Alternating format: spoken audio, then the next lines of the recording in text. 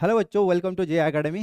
So I am again with another chapter, very important chapter, बहुत ज्यादा weightage है। ठीक है, जेनेटिक्स जो आपका principle of inheritance and variation chapter है। ठीक है, भर भर के क्वेश्चन आता है, तो बड़े अच्छे से ध्यान से सुनिएगा। आई होप कि मतलब बहुत ज्यादा हेल्पफुल रहेगा आपके लिए। तो चलिए विदाउट एनी लेट स्टार्ट करते हैं।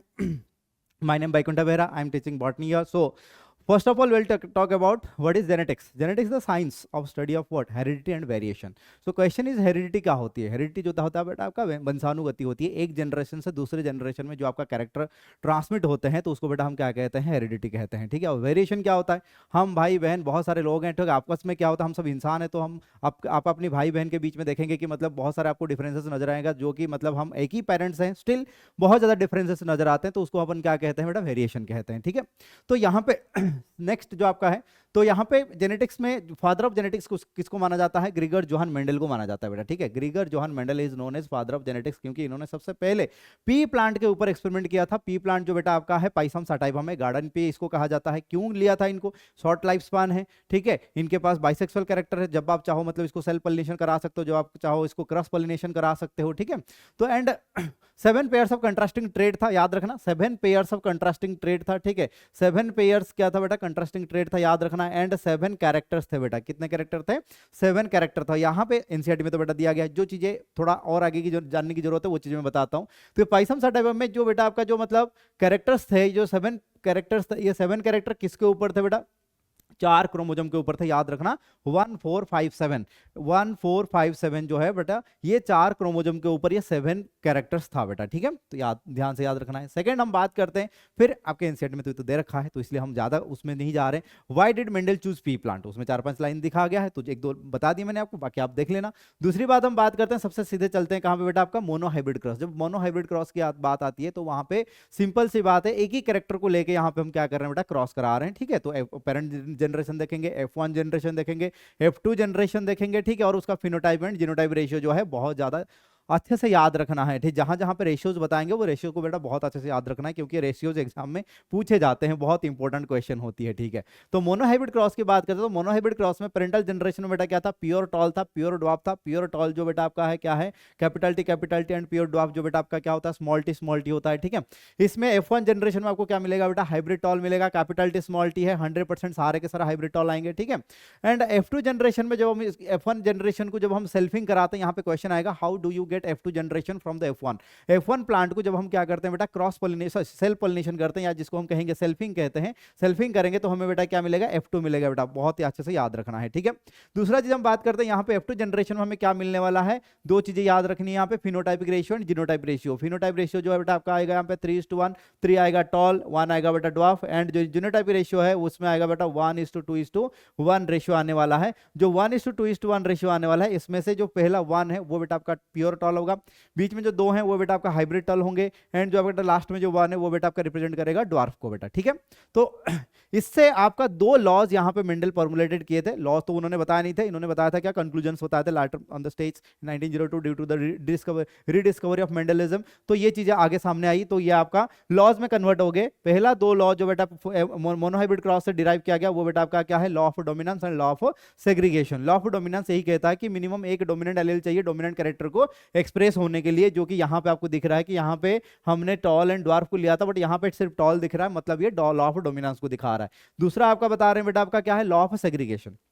लॉ ऑफ सेग्रीगेशन क्या कहता है? जैसे कि हमने यहाँ पे बात की कि बेटा कैरेक्टर 7 हैं, बट पेयर कितने ट्रेड्स हैं बेटा? हर कैरेक्टर के बेटा क्या है? 2 आपका क्या है? ट्रेड्स हैं। ठीक है, जैसे कि हम टॉल प्लस सेम हाइट की बात करें या टॉलनेस की बात करें, उसमें बेटा 2 आपका क्या आ जाएंगे? ट्रेड आ जाएंगे। एक बेटा आपका टॉल आएगा, दूसरा आपका बेटा क्या होगा? ड्वार्फ होगा। ठीक है, अब ये जो टॉल एंड ड्वार्फ है, जैसे आप देख रहे हो यहाँ पे कैपिटल टी में टॉल को रिप्रेजेंट किया गया एंड स्मॉल टी में हम ड्वार्फ को रिप्रेजेंट किए हैं। ठीक है बेटा, तो यहाँ पे जो आपका capital T and small T है, these are the pairs of alleles, और you can say the pair of gene for a character, they will get segregate during the gamete formation. जब गैमेट फॉर्मेशन होगी किसी भी animal में, किसी भी plant में, जब गैमेट फॉर्मेशन होते हैं, अगर एक कैरेक्टर को कंट्रोल करने वाले 2 एलील्स हैं, दे विल गेट सेग्रीगेटेड, सेपरेट हो जाएंगे, तो उसको बेटा हम कहेंगे लॉ ऑफ सेग्रीगेशन। इसको और एक नाम से भी कहा जाता है, this is also called as what? Purity of gamete, इसको हम और एक नाम से भी कहते हैं, क्या कहते हैं, प्यूरिटी ऑफ गैमेट्स भी कहा जाता है, क्योंकि गैमेट जो होते हैं बेटा प्योर होते हैं, ठीक है, गैमेट कभी झूठ नहीं बोलते हैं, ठीक है, गैमेट प्योर होते हैं हमेशा, ठीक है। तो law of purity of gamete कहेंगे या लॉ ऑफ सेग्रीगेशन कहेंगे बेटा, ठीक है। तो यहाँ पे ध्यान रखना, तो गैमेट बनाने के लिए जो बेटा फॉर्मूला है एक याद रखना है, गैमेट बनाने के लिए एक फॉर्मूला आपको यहाँ पे बता देता हूँ, 2n जो बेटा आपका क्या होती है बेटा गैमेट बनाने का फॉर्मूला है, मतलब टाइप ऑफ गैमेट की बात करो, नंबर की बात नहीं कर रहे हैं बेटा, टाइप की बात कर रहे हैं। तो n बेटा क्या होगी ना, n बेटा आपका हो जाएगा, क्या हो जाएगा बेटा, n आपका हो जाएगा नंबर ऑफ हेटेरोजाइगोट, ठीक है। तो यहाँ पे आप देख रहे हो नंबर ऑफ हेटेरोजाइगोट बेटा कितना है, 1 है, ठीक है। तो 2:1 डाल दोगे आप, यहाँ पे 2:1 डाल देंगे तो वैल्यू क्या आ जाएगा बेटा आपका 2, मतलब 2 डिफरेंट टाइप ऑफ गैमेट बनेगा, एक कैपिटल टी बनेगा, एक स्मॉल टी बनेगा बेटा, क्लियर है, आई होप ये क्लियर है, ठीक है। दूसरा हम बात कर रहे हैं बेटा क्या ना, डाई हाइब्रिड क्रॉस की तरफ जा रहे हैं, ठीक है। जब डाई हाइब्रिड क्रॉस की बात कर रहे हैं तो डाई हाइब्रिड क्रॉस में क्या क्या चीजें हैं, तो डाईहाइब्रिड क्रॉस में जैसे मोनोहाइब्रिड क्रॉस में हमने एक ही कैरेक्टर लिया, तो डाईहाइब्रिड क्रॉस में कितने कैरेक्टर लेने वाले हैं, 2 कैरेक्टर, ऑब्वियसली 2 कैरेक्टर लेने वाले हैं, एक तो सीड का कलर लेंगे, दूसरा बेटा आपका क्या लेंगे, सीड का शेप लेंगे, ठीक है। तो एक बेटा आपका आ गया सीड का कलर, दूसरा आपका आ गया सीड का शेप, ठीक है। तो round yellow and wrinkled green, round yellow and wrinkled green, जब ये आप मतलब होमोजाइगस कंडीशन में दोनों को लोगे और इसको क्रॉस करवाओगे, दिस रिप्रेजेंट्स व्हाट, क्रॉस, जैसे क्रॉस कराओगे तो बेटा आपको क्या मिलेगा, क्या ये आपको मिलेगा डबल हाइब्रिड मिलेगा, या जिसको बेटा हम कहेंगे डाई हाइब्रिड कहने वाले हैं, क्या कहने वाले हैं बेटा, इसको डाई हाइब्रिड कहने वाले हैं, ठीक है। और इसको जब बेटा सेल्फिंग करोगे, पहले ही बताया हूं कैसे हमें मिलेगा, F2 जनरेशन कैसे मिलेगा, F1 से आपको F2 कैसे मिलेगा, how will you get F2 generation ना, F2 जनरेशन मिलने के लिए एक ही चीज है, F1 को हमें क्या करना पड़ेगा बेटा, सेल्फिंग करना पड़ेगा, जैसे सेल्फिंग करेंगे तो हमें F2 मिलेगा, ठीक है। तो यहां पे हमें क्या मिली, यहाँ पे हमें यहाँ पे फिनोटाइप रेशियो के याद रखना है, क्या है 9:3:3:1, 9 नंबर में क्या है बेटा राउंड येलो आएगा, 3 क्या आ जाएगा राउंड ग्रीन, एंड आपका 3 आ जाएगा रिंकल्ड येलो, एंड आपका 1 आ जाएगा, क्या आ जाएगा बेटा आपका रिंकल्ड ग्रीन। इनमें से ये जो बीच में जो 2 आपको दिख रहे हैं, ये दोनों बेटा क्या है, रिकॉम्बिनेंट्स हैं, ये रिकॉम्बिनेशन के वजह से बनते हैं, ड्यू टू रिकॉम्बिनेशन, ठीक है। तो यहाँ पे रिकॉम्बिनेशन की वजह से ये बनता है, तो इसको बेटा हम कहते हैं रिकॉम्बिनेंट भी कहते हैं, ठीक है। तो याद रखना है, ठीक है। बट ये जो रिकॉम्बिनेशन थोड़ा सा अलग है, ये रिकॉम्बिनेशन तभी बन रहा है क्योंकि ये जो कैरेक्टर जो लिए थे मेंडल ने, seed colour and seed shape जो लिया गया थे, दोनों के दोनों कैरेक्टर अलग अलग क्रोमोजोम के ऊपर थे, अलग अलग क्रोमोजोम के ऊपर थे। तो यहाँ पे लिंकेज वाली चीज नहीं आएगी, आगे आगे आगे बताने वाला हूं लिंकेज क्या है, ठीक है।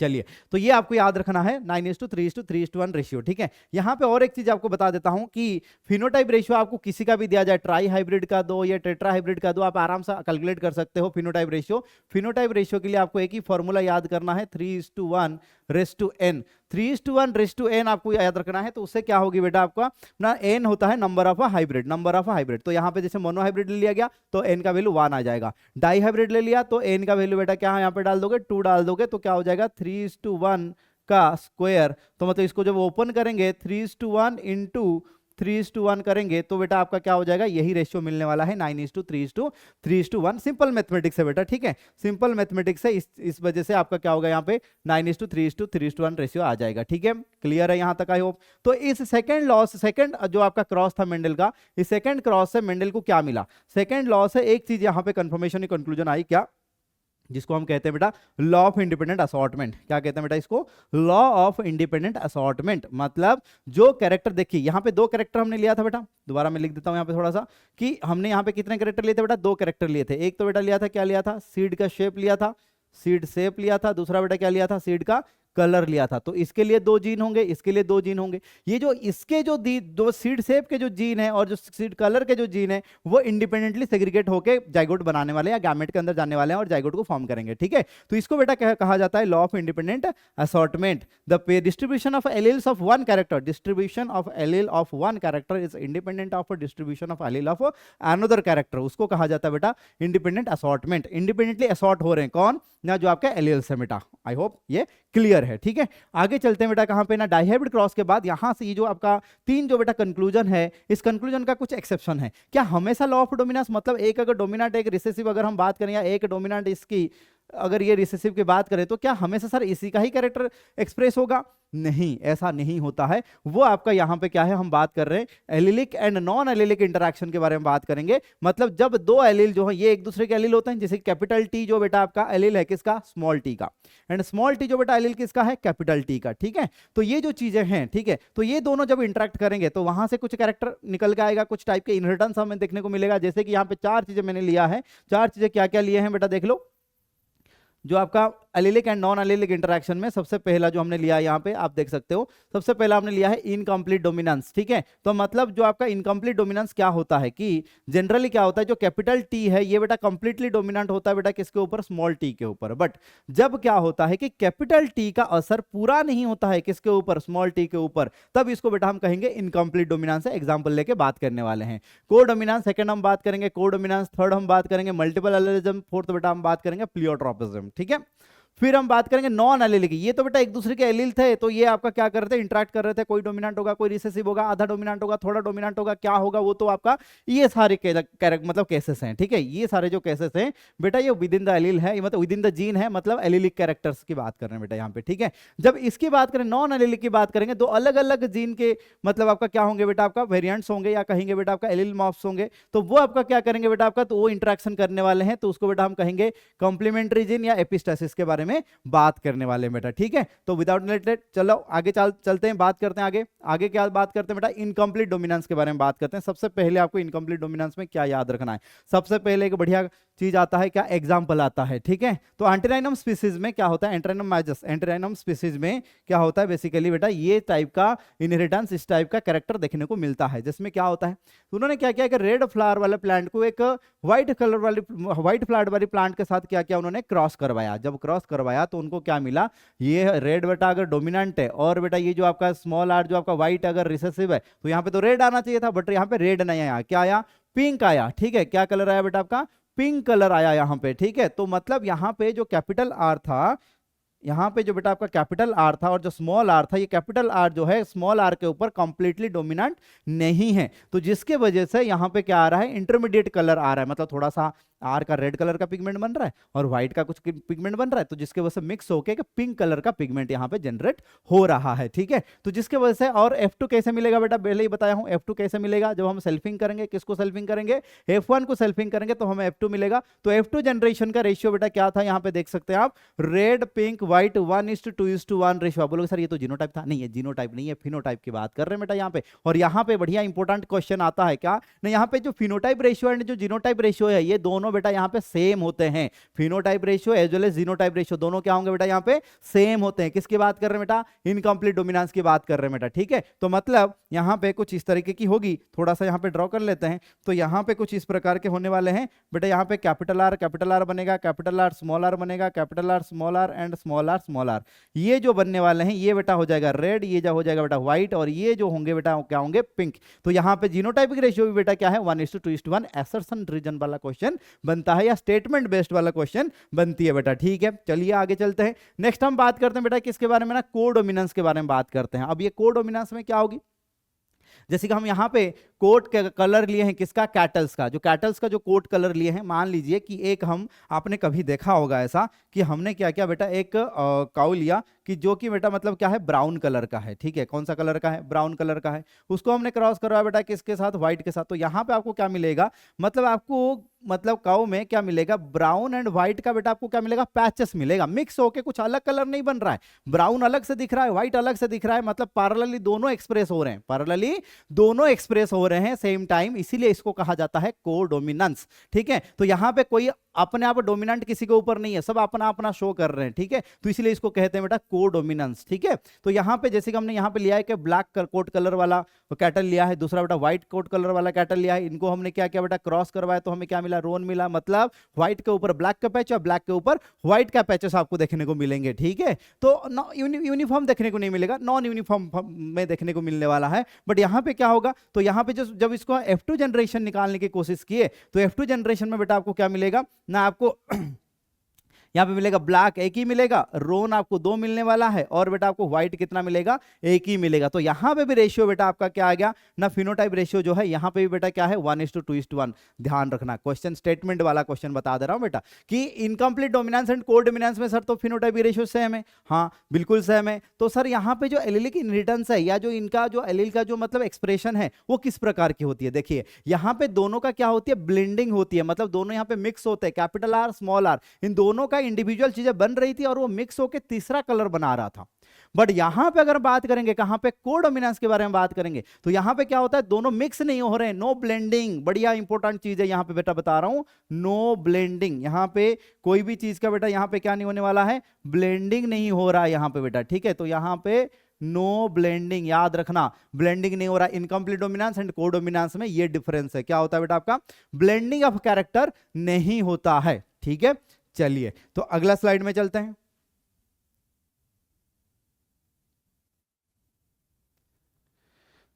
चलिए देखते हैं अब क्या है, फिर हम चलते हैं कहां पे ना, वही सिंगल एलईडी की बात कर रहे हैं, एलईडी के इंटरेक्शन की बात कर रहे हैं, तो उसी में बात करते हैं, किसका आगे बात करते हैं बेटा, क्या है ना, मल्टीपल एलिलिज्म। मतलब जनरली बेटा क्या होती है, जैसे कि हमने बात किया था कि कैपिटल टी का बेटा स्मॉल टी क्या है बेटा, एलील है, ठीक है। अब ऐसा होता है जैसे कि हम बात करने वाले यहाँ पे एबीओ ब्लड ग्रुप सिस्टम की बात करने वाले हैं, ठीक है। इसमें एक जीन होता है, आई जीन होता है, ठीक है। इस आई जीन का बेटा 3 एलील हैं, ठीक है, आई ए, आई बी एंड आई नॉट, ऐसे करके 3 एलील्स हैं बेटा, ठीक है। तो आई ए जो है वो रिप्रेजेंट करता है एंटीजन ए को बनाता है, बी वाला जो बेटा क्या एंटीजन बी को बनाता है, आई नॉट मतलब कोई एंटीजन नहीं बनाता है, और याद रखना है। दूसरी चीज अगर हम बात करें यहां पे कि यहां पे जो मतलब आई ए, आई बी एंड आई नॉट है, इनका मतलब डोमिनेंस कोडोमिनेंस किस प्रकार के है, इसके ऊपर क्वेश्चन आता है, ठीक है।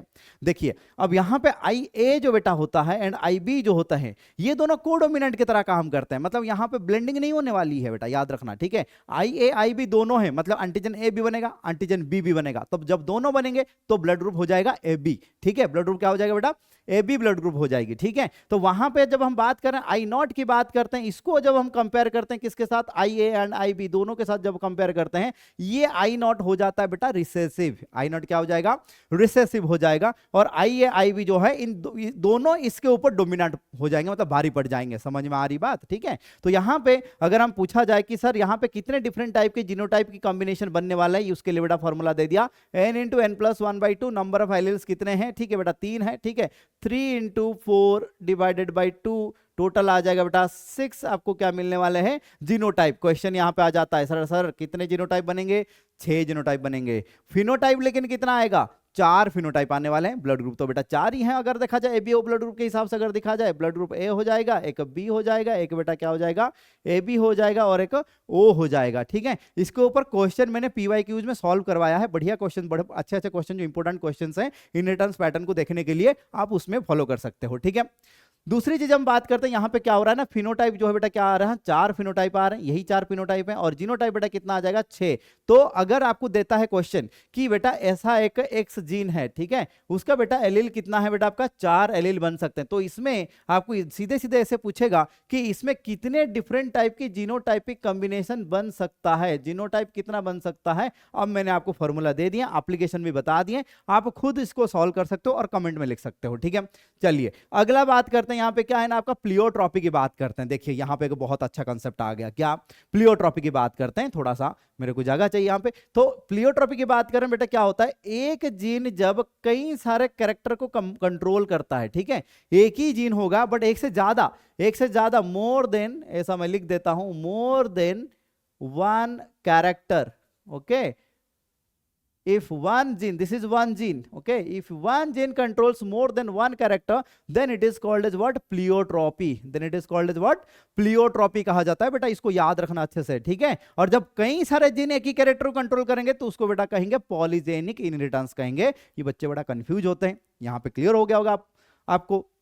अब चलते हैं प्लियोट्रोपिक। तो एक जीन जो है एक से ज्यादा कैरेक्टर को कंट्रोल करता है, जैसे कि हम स्टार्च ब्रांचिंग एंजाइम जीन की बात करने वाले हैं यहाँ पे, ठीक है। अब starch branching enzyme SB gene की जो बात कर रहे हैं, उसके लिए हमने कुछ ऐसा डिनोटेशन लिया गया है, यहाँ पे एनोटेशन लिया क्या है ना, कैपिटल बी अगर जीनोटाइप रहेगी, देख सकते हैं कैपिटल बी जीनोटाइप अगर रहेगा तो बेटा ये सीड का शेप करा देगा, क्या, राउंड कराएगा। कैपिटल बी स्मॉल बी की बात करेंगे तो यहां पे बेटा राउंड होने वाला है, मतलब जब सीड शेप की बेटा बात कर रहे हैं तो उस टाइम में कैपिटल बी जीन जो है वो डोमिनेंट की तरह काम कर रहा है, ठीक है, स्मॉल बी के ऊपर, ठीक है। कैपिटल बी जो है डोमिनेंट है किसके ऊपर बेटा, स्मॉल बी के ऊपर, मतलब यहाँ पे कंप्लीट डोमिनेंस वाला फेनोमेना चल रहा है जब हम सीड शेप की बात कर रहे हैं। बट जब स्टार्च ग्रेन साइज की बात कर रहे हैं, जब दोनों कैपिटल बी होंगी, तो उस टाइम में साइज क्या होगा, थोड़ा बड़ा होगा। स्टार्च ग्रेन का क्या होगा, साइज क्या होगा बेटा, बड़ा होगा। और जब स्मॉल बी रहेगी बेटा, स्टार्च ग्रेन का साइज क्या होगा बेटा, छोटा होगा। बट जब कैपिटल बी स्मॉल बी रहेगा तो उस टाइम में क्या होगा बेटा, इंटरमीडिएट, मतलब मीडियम साइज का होने वाला है।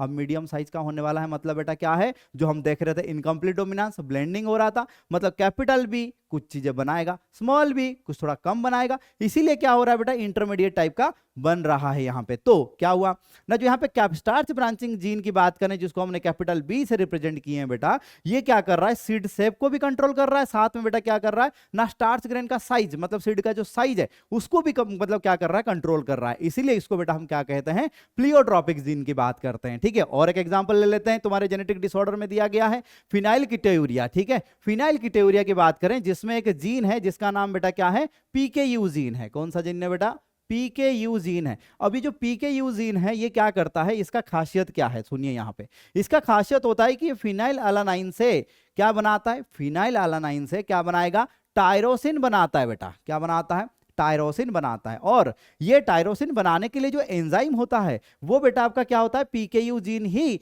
सिंथेसाइज करता है, जिसका नाम होता है पीएएच जीन होता है। क्या नाम होता है बेटा इसका, PAH, phenyl alanine hydroxylase enzyme करके होता है, जो कि बेटा क्या करता है ना, आपका इस एंजाइम को बनाता है। ठीक है, पीकेयू एंजाइम को बनाता है। और ये एंजाइम के प्रेजेंस में क्या होगा ना, जो तुम्हारा फिनाइल अलानाइन है ये बेटा कन्वर्ट हो जाता है किसमें, टायरोसिन में कन्वर्ट हो जाता है। ठीक है, बट जब ये नहीं होगा, अगर मान लीजिए एंजाइम नहीं होगा, तो बेटा क्या होगा ना, ये फिनाइल पायरुविक एसिड में कन्वर्ट हो जाएगा। किस में कन्वर्ट हो जाएगा, फिनाइल पायरुविक एसिड में। तो अगर हो जाएगा तो क्या हो जाएगा, ये एक्युमुलेट होना शुरू हो जाएगा। ठीक है, और जिसके वजह से बेटा क्या होगा, मेंटल रिटार्डेशन शुरू हो जाएगा, एक्जिमा, स्किन में स्पॉट वगैरह आना शुरू हो जाएगा, हाइपोपिगमेंटेशन होना शुरू हो जाएगा। ठीक है, तो ये सारी चीजें शुरू हो जाता है। ठीक है, तो मतलब आप देख रहे हो कैरेक्टर नंबर 1, कैरेक्टर 2, कैरेक्टर 3, तीन कैरेक्टर यहां पे कंट्रोल हो रहा है एक ही जीन से, पीकेयू जीन से। इसीलिए पीकेयू जीन को हम क्या कहेंगे, हम कहेंगे प्लियोट्रॉपी का एग्जांपल है, प्लियोट्रॉपी का एग्जांपल है बेटा, याद रखना है। ठीक है, तो यहां पे और एक चीज आपको ध्यान रखना है, जो टायरोसिन बनती है, ये टायरोसिन क्या कराता है ना, मेलानिन पिगमेंट बनाता है। मेलानिन पिगमेंट कहां नहीं चाहिए भाई, मेलानिन पिगमेंट स्किन कलर के लिए चाहिए।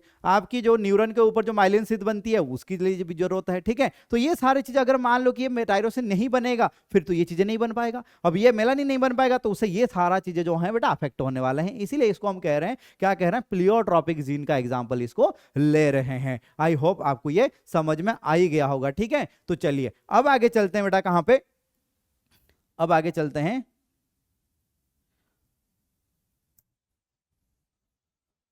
नेक्स्ट बेटा, हम देखते हैं किसके बारे में, आपका नॉन एलिलिक इंटरैक्शन के बारे में बात करते हैं। ठीक है, जब नॉन एलिलिक इंटरैक्शन की बात करते हैं तो उसमें क्या होगा, दो अलग अलग एलील होंगे, एक दूसरे से रिलेटेड जीन नहीं है, वो अलग अलग जीन है, स्टिल वो क्या कर रहे हैं, कुछ कैरेक्टर को कंट्रोल कर रहे हैं। तो क्या कैरेक्टर को कंट्रोल कर रहे हैं वो अपन देखते हैं अभी। क्या है, सबसे पहले देखा बेटा कंप्लीमेंट्री जीन है। ठीक है, कंप्लीमेंट्री जीन मतलब क्या होती है, कंप्लीमेंट मतलब सिंपल सी बात है सर, एक चीज है, जैसे आप शोरूम में बेटा ऑफर लगता है कि अगर आपने 10,000 की शॉपिंग की तो ये फलाना चीज आपको फ्री में मिलेगा। ठीक है, तो वो बेटा कंप्लीमेंट्री होती है। ठीक है, तो एक कंडीशन होता है कि यहां तक करोगे तो ये चीजें मिलेगा। ठीक है, जैसे तुम्हारे पापा भी बोलते हैं बेटा ये नीट क्वालिफाई कर लो, मैं ये चीजें दे दूंगा। ठीक है, तो ये चीजें बात कर रहे हैं क्या है ना, कंप्लीमेंट्री जीन। कंप्लीमेंट्री जीन के लिए हम बात कर रहे हैं बेटा किसके बारे में ना, यहाँ पे हम बात कर रहे हैं लेथेरस ओडोरटस का एग्जाम्पल लिए हैं। इसमें बेटा क्या होती है, पर्पल कलर का फ्लावर होता है। फ्लावर का कलर बेटा क्या होती है, पर्पल कलर का होता है। बट वो बनता कैसे है, वो बनता है रॉ मटेरियल से, एक क्रोमोजन इंटरमीडिएट सबस्ट्रेट बनती है, उसके बाद आपका एंथोसियानिन पिगमेंट बनती है।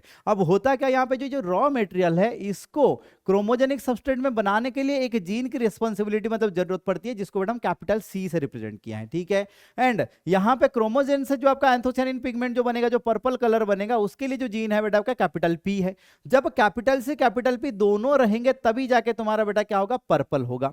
अगर दोनों में से कोई एक ही डोमिनेंट नहीं रहेगा तो फिर तुम्हारा पर्पल कलर नहीं बन पाएगी बेटा। ठीक है, क्योंकि कंप्लीमेंट्री है। तो अगर ये जिन नहीं रहा, मान लो कैपिटल सी जगह स्मॉल सी हो गया, तो इससे तो ये क्रोमोजेनिक सबस्ट्रेट बनेगा ही नहीं। जब क्रोमोजेनिक सबस्ट्रेट बनेगा ही नहीं तो फिर क्या होगा, तो आगे भी तो चीजें नहीं जा पाएगी। ठीक है, सिमिलरली अगर क्रोमोजेनिक सबस्ट्रेट बन भी गया, कैपिटल सी प्रेजेंट है, बट अगर मान लो यहाँ पे स्मॉल पी प्रेजेंट है, तो फिर ये भी आपका एंथोसियानिन में कन्वर्ट नहीं कर पाएगा। ठीक है, समझ रहे हो आप। तो जिसके वजह से ये तीनों कंडीशन में आप देखोगे क्या होने वाला वाला है बेटा, कलरलेस होगा। तो इसका अगर हम F2 जनरेशन अगर लेके देखेंगे तो बेटा रेशियो क्या आएगी, 9:7 आएगा। 9 बेटा आपका पर्पल आएगा, 7 बेटा क्या आ जाएगा, व्हाइट आ जाएगा। ठीक है, 9 आपका क्या हो जाएंगे बेटा, 9 आपका हो जाएंगे बेटा पर्पल एंड 7 बेटा क्या हो जाएगा, व्हाइट। बेटा रेशियो यहाँ पे याद रखना है, कंसेप्ट जो बता रहा हूं यहाँ पे पुनेट स्क्वायर की ज्यादा जरूरत नहीं है, जरूरत ज्यादा चीजें कंसेप्ट की। किस चीज की कंसेप्ट बताया, कहाँ एग्जांपल सबसे पहले कहाँ देखने को मिलता है, दूसरा क्या है ना आपका रॉ मटेरियल क्या होता है, एंड में प्रोडक्ट क्या होती है बेटा। ठीक है, फिर आपका क्या होती है ना आपका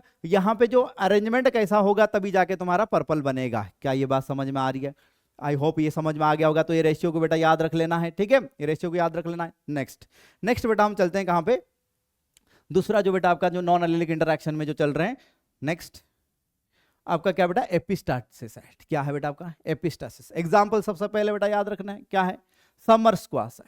क्या बेटा आपका, समर स्क्वाश की बात कर रहे हैं। तो यहां पे दो जीन है, देखिए एक कैपिटल वाई जीन है, एक स्मॉल वाई जीन है। कैपिटल वाई जीन जो बेटा होता है डोमिनेंट होता है, जिसके वजह से वो येलो फ्रूट कलर को बनाता है समर स्क्वाश का, या क्यूकर बीटा पेपो कहते हैं समर स्क्वाश, या इसको क्या कहेंगे बेटा, क्यूकर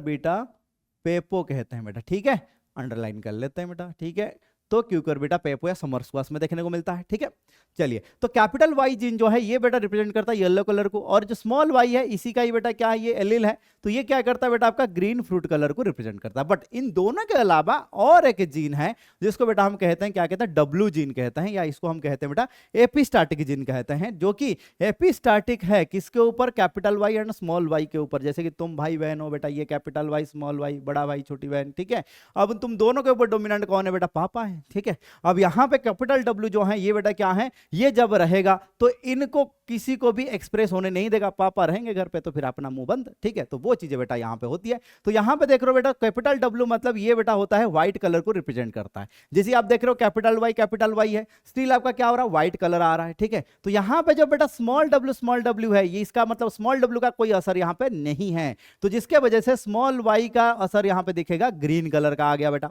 आई होप ये समझ में आ गया।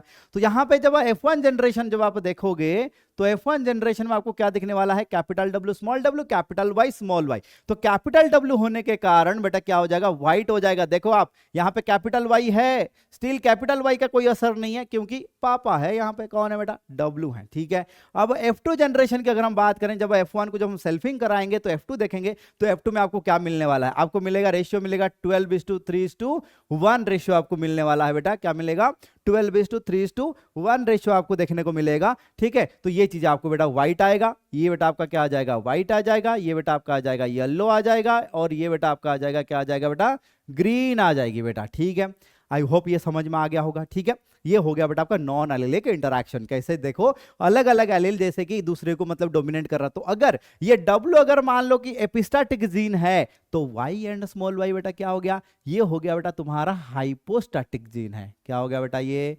हाइपोस्टैटिक जीन है। ठीक है, याद रखना इसको हम कहेंगे हाइपोस्टैटिक, जो मतलब छुप जाता है, दब जाता है दूसरे के प्रेजेंस में, दूसरे नॉन एलिलिक जीन के प्रेजेंस में जब कोई छुप जाता है, दब जाता है, उसको बेटा हम क्या कहते हैं, जो दब गया वो हाइपोस्टैटिक है, जिसने दबा दिया, जिसने छुपा दिया, जिसने मास्क कर दिया, तो उसको बेटा हम कहेंगे एपिस्टैटिक है। आई होप ये क्लियर हुआ है। नेक्स्ट अपन चलते हैं कहां पे, यहाँ पे और दो चीजें हैं जो कि बेटा बड़े बड़े क्वेश्चंस आते हैं, यहाँ पे अच्छे अच्छे क्वेश्चंस आते हैं। नेक्स्ट बेटा आपका क्या है, पॉलीजेनिक, या जिसको बेटा हम कहते हैं क्वांटिटेटिव।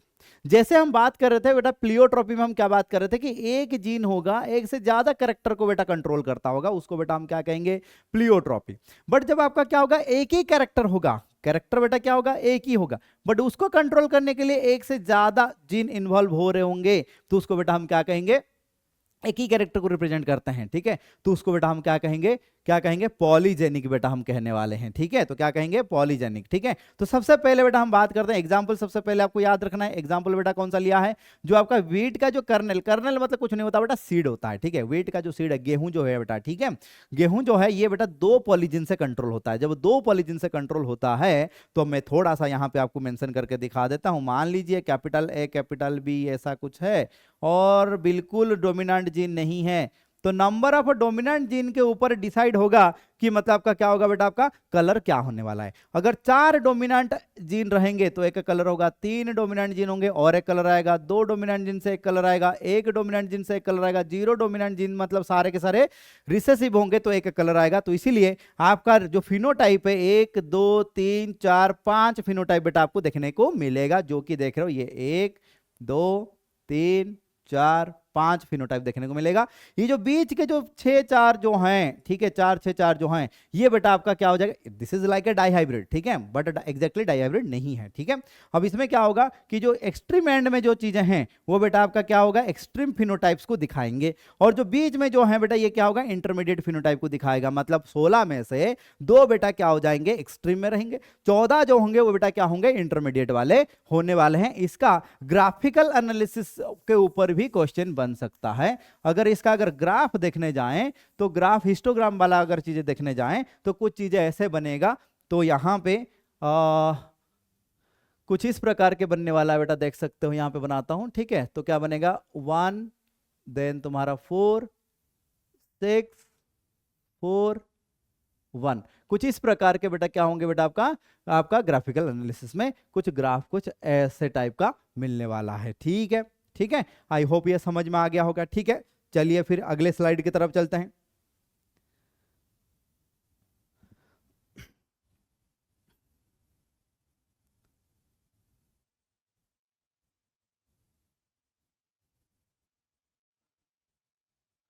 चलिए, तो नेक्स्ट अपन बात करते हैं पॉलीजेनिक में और एक कैरेक्टर की बात करते हैं जो कि ह्यूमन का स्किन कलर कंट्रोल होती है। तो ये कितने पॉलीजन से कंट्रोल होती है, 3 पॉलीजन से कंट्रोल होता है। तो कुछ इस प्रकार का है, ये देखिए यहाँ पे 6 के 6 डोमिनेंट है, ये बेटा 6 के 6 रिसेसिव है। तो निग्रो ब्लैक होगा, सारे के सारे डोमिनेंट रहेगा, सारे के सारे रिसेसिव होंगे तो बेटा क्या होंगे, व्हाइट हो जाएंगे बेटा, ठीक है, क्लियर है। अब यहाँ पे ये वाला चीजें बनने वाला है, क्या बनने वाला है कि मतलब इंटरमीडिएट वाला बनेगा जो कि म्यूलाटो होने वाला है, ठीक है। बाकी जो बेटा F2 जनरेशन की अगर हम बात करें तो इसमें से एक निग्रो ब्लैक होगा, टोटल 64 बनने वाले हैं यहाँ पे, क्या बनने वाले 64 जाइगोट बनने वाला है कॉम्बिनेशन। उनमें से एक होगा निग्रो ब्लैक, एक होगा व्हाइट, बाकी जो बेटा होंगे बेटा क्या होंगे, इंटरमीडिएट होंगे। 1:6:15:15:6:1 बेटा याद रखना, ठीक है। ये रेशियो आता है किसमें, जब ह्यूमन स्किन कलर की बात करते हैं। इसका भी डिस्ट्रीब्यूशन हम देख सकते हैं, इसका डिस्ट्रीब्यूशन जो है कुछ इस प्रकार के आने वाला है बेटा, ठीक है। तो 1 6 15 20 15 6 1, ये कुछ इस प्रकार के आने वाले हैं बेटा, ठीक है, समझ में आ गया होगा, ठीक है। तो यहां पे अगर मान लो 6 के 6 डोमिनेंट एलील रहा तो एक कैरेक्टर होगा, 5 डोमिनेंट एलील से 4 3 2 1 एंड 0। तो इसलिए आप देख रहे हो यहाँ पे कितना होगा, 7 डिफरेंट टाइप ऑफ फिनोटाइप्स आपको, मतलब सेट्स ऑफ स्किन आपको देखने को मिलेगी। इसीलिए जब नंबर ऑफ डोमिनेंट जीन के ऊपर डिसाइड हो रहा है फिनोटाइप, इसलिए इसको बेटा हम क्या कहते हैं, क्वांटिटेटिव, क्या कहते हैं बेटा, क्वांटिटेटिव जीन भी इसको कहते हैं। पॉलीजेनिक इनहेरिटेंस वाले जो होते हैं वो सारे क्वांटिटेटिव जीन के अंडर भी कंसिडर किया जाता है, ठीक है। चलिए अब अगला बात करने जा रहे हैं, बहुत इंपॉर्टेंट है बेटा। अब क्वेश्चन ये है कि साइटोप्लाज्मिक इनहेरिटेंस, देखो जीन आपका कहां पे होता है, या क्रोमोजोम कहां पे होता है, या डीएनए कहां पे होता है। सबसे पहले तो एक चीज होती है कि न्यूक्लियस के अंदर तो होता ही है। अब न्यूक्लियस के अलावा और कहां कहां हो सकता है, आपकी क्लोरोप्लास्ट के ऊपर भी हो सकता है, आपके माइटोकॉन्ड्रिया के ऊपर भी हो सकता है, ठीक है। अब क्वेश्चन है कि अगर आपकी जीन अगर मान लो जो मतलब जीन ऑफ इंटरेस्ट है या जिस कैरेक्टर की बात कर रहे हैं उसके लिए जो जीन है वो जीन मान लीजिए कि न्यूक्लियस के अंदर है, ठीक है। तो अगर न्यूक्लियस के अंदर है तो उसको बेटा कहेंगे कैरियोजिन कहेंगे, क्या कहेंगे, कैरियोजिन कहने वाले हैं, ठीक है।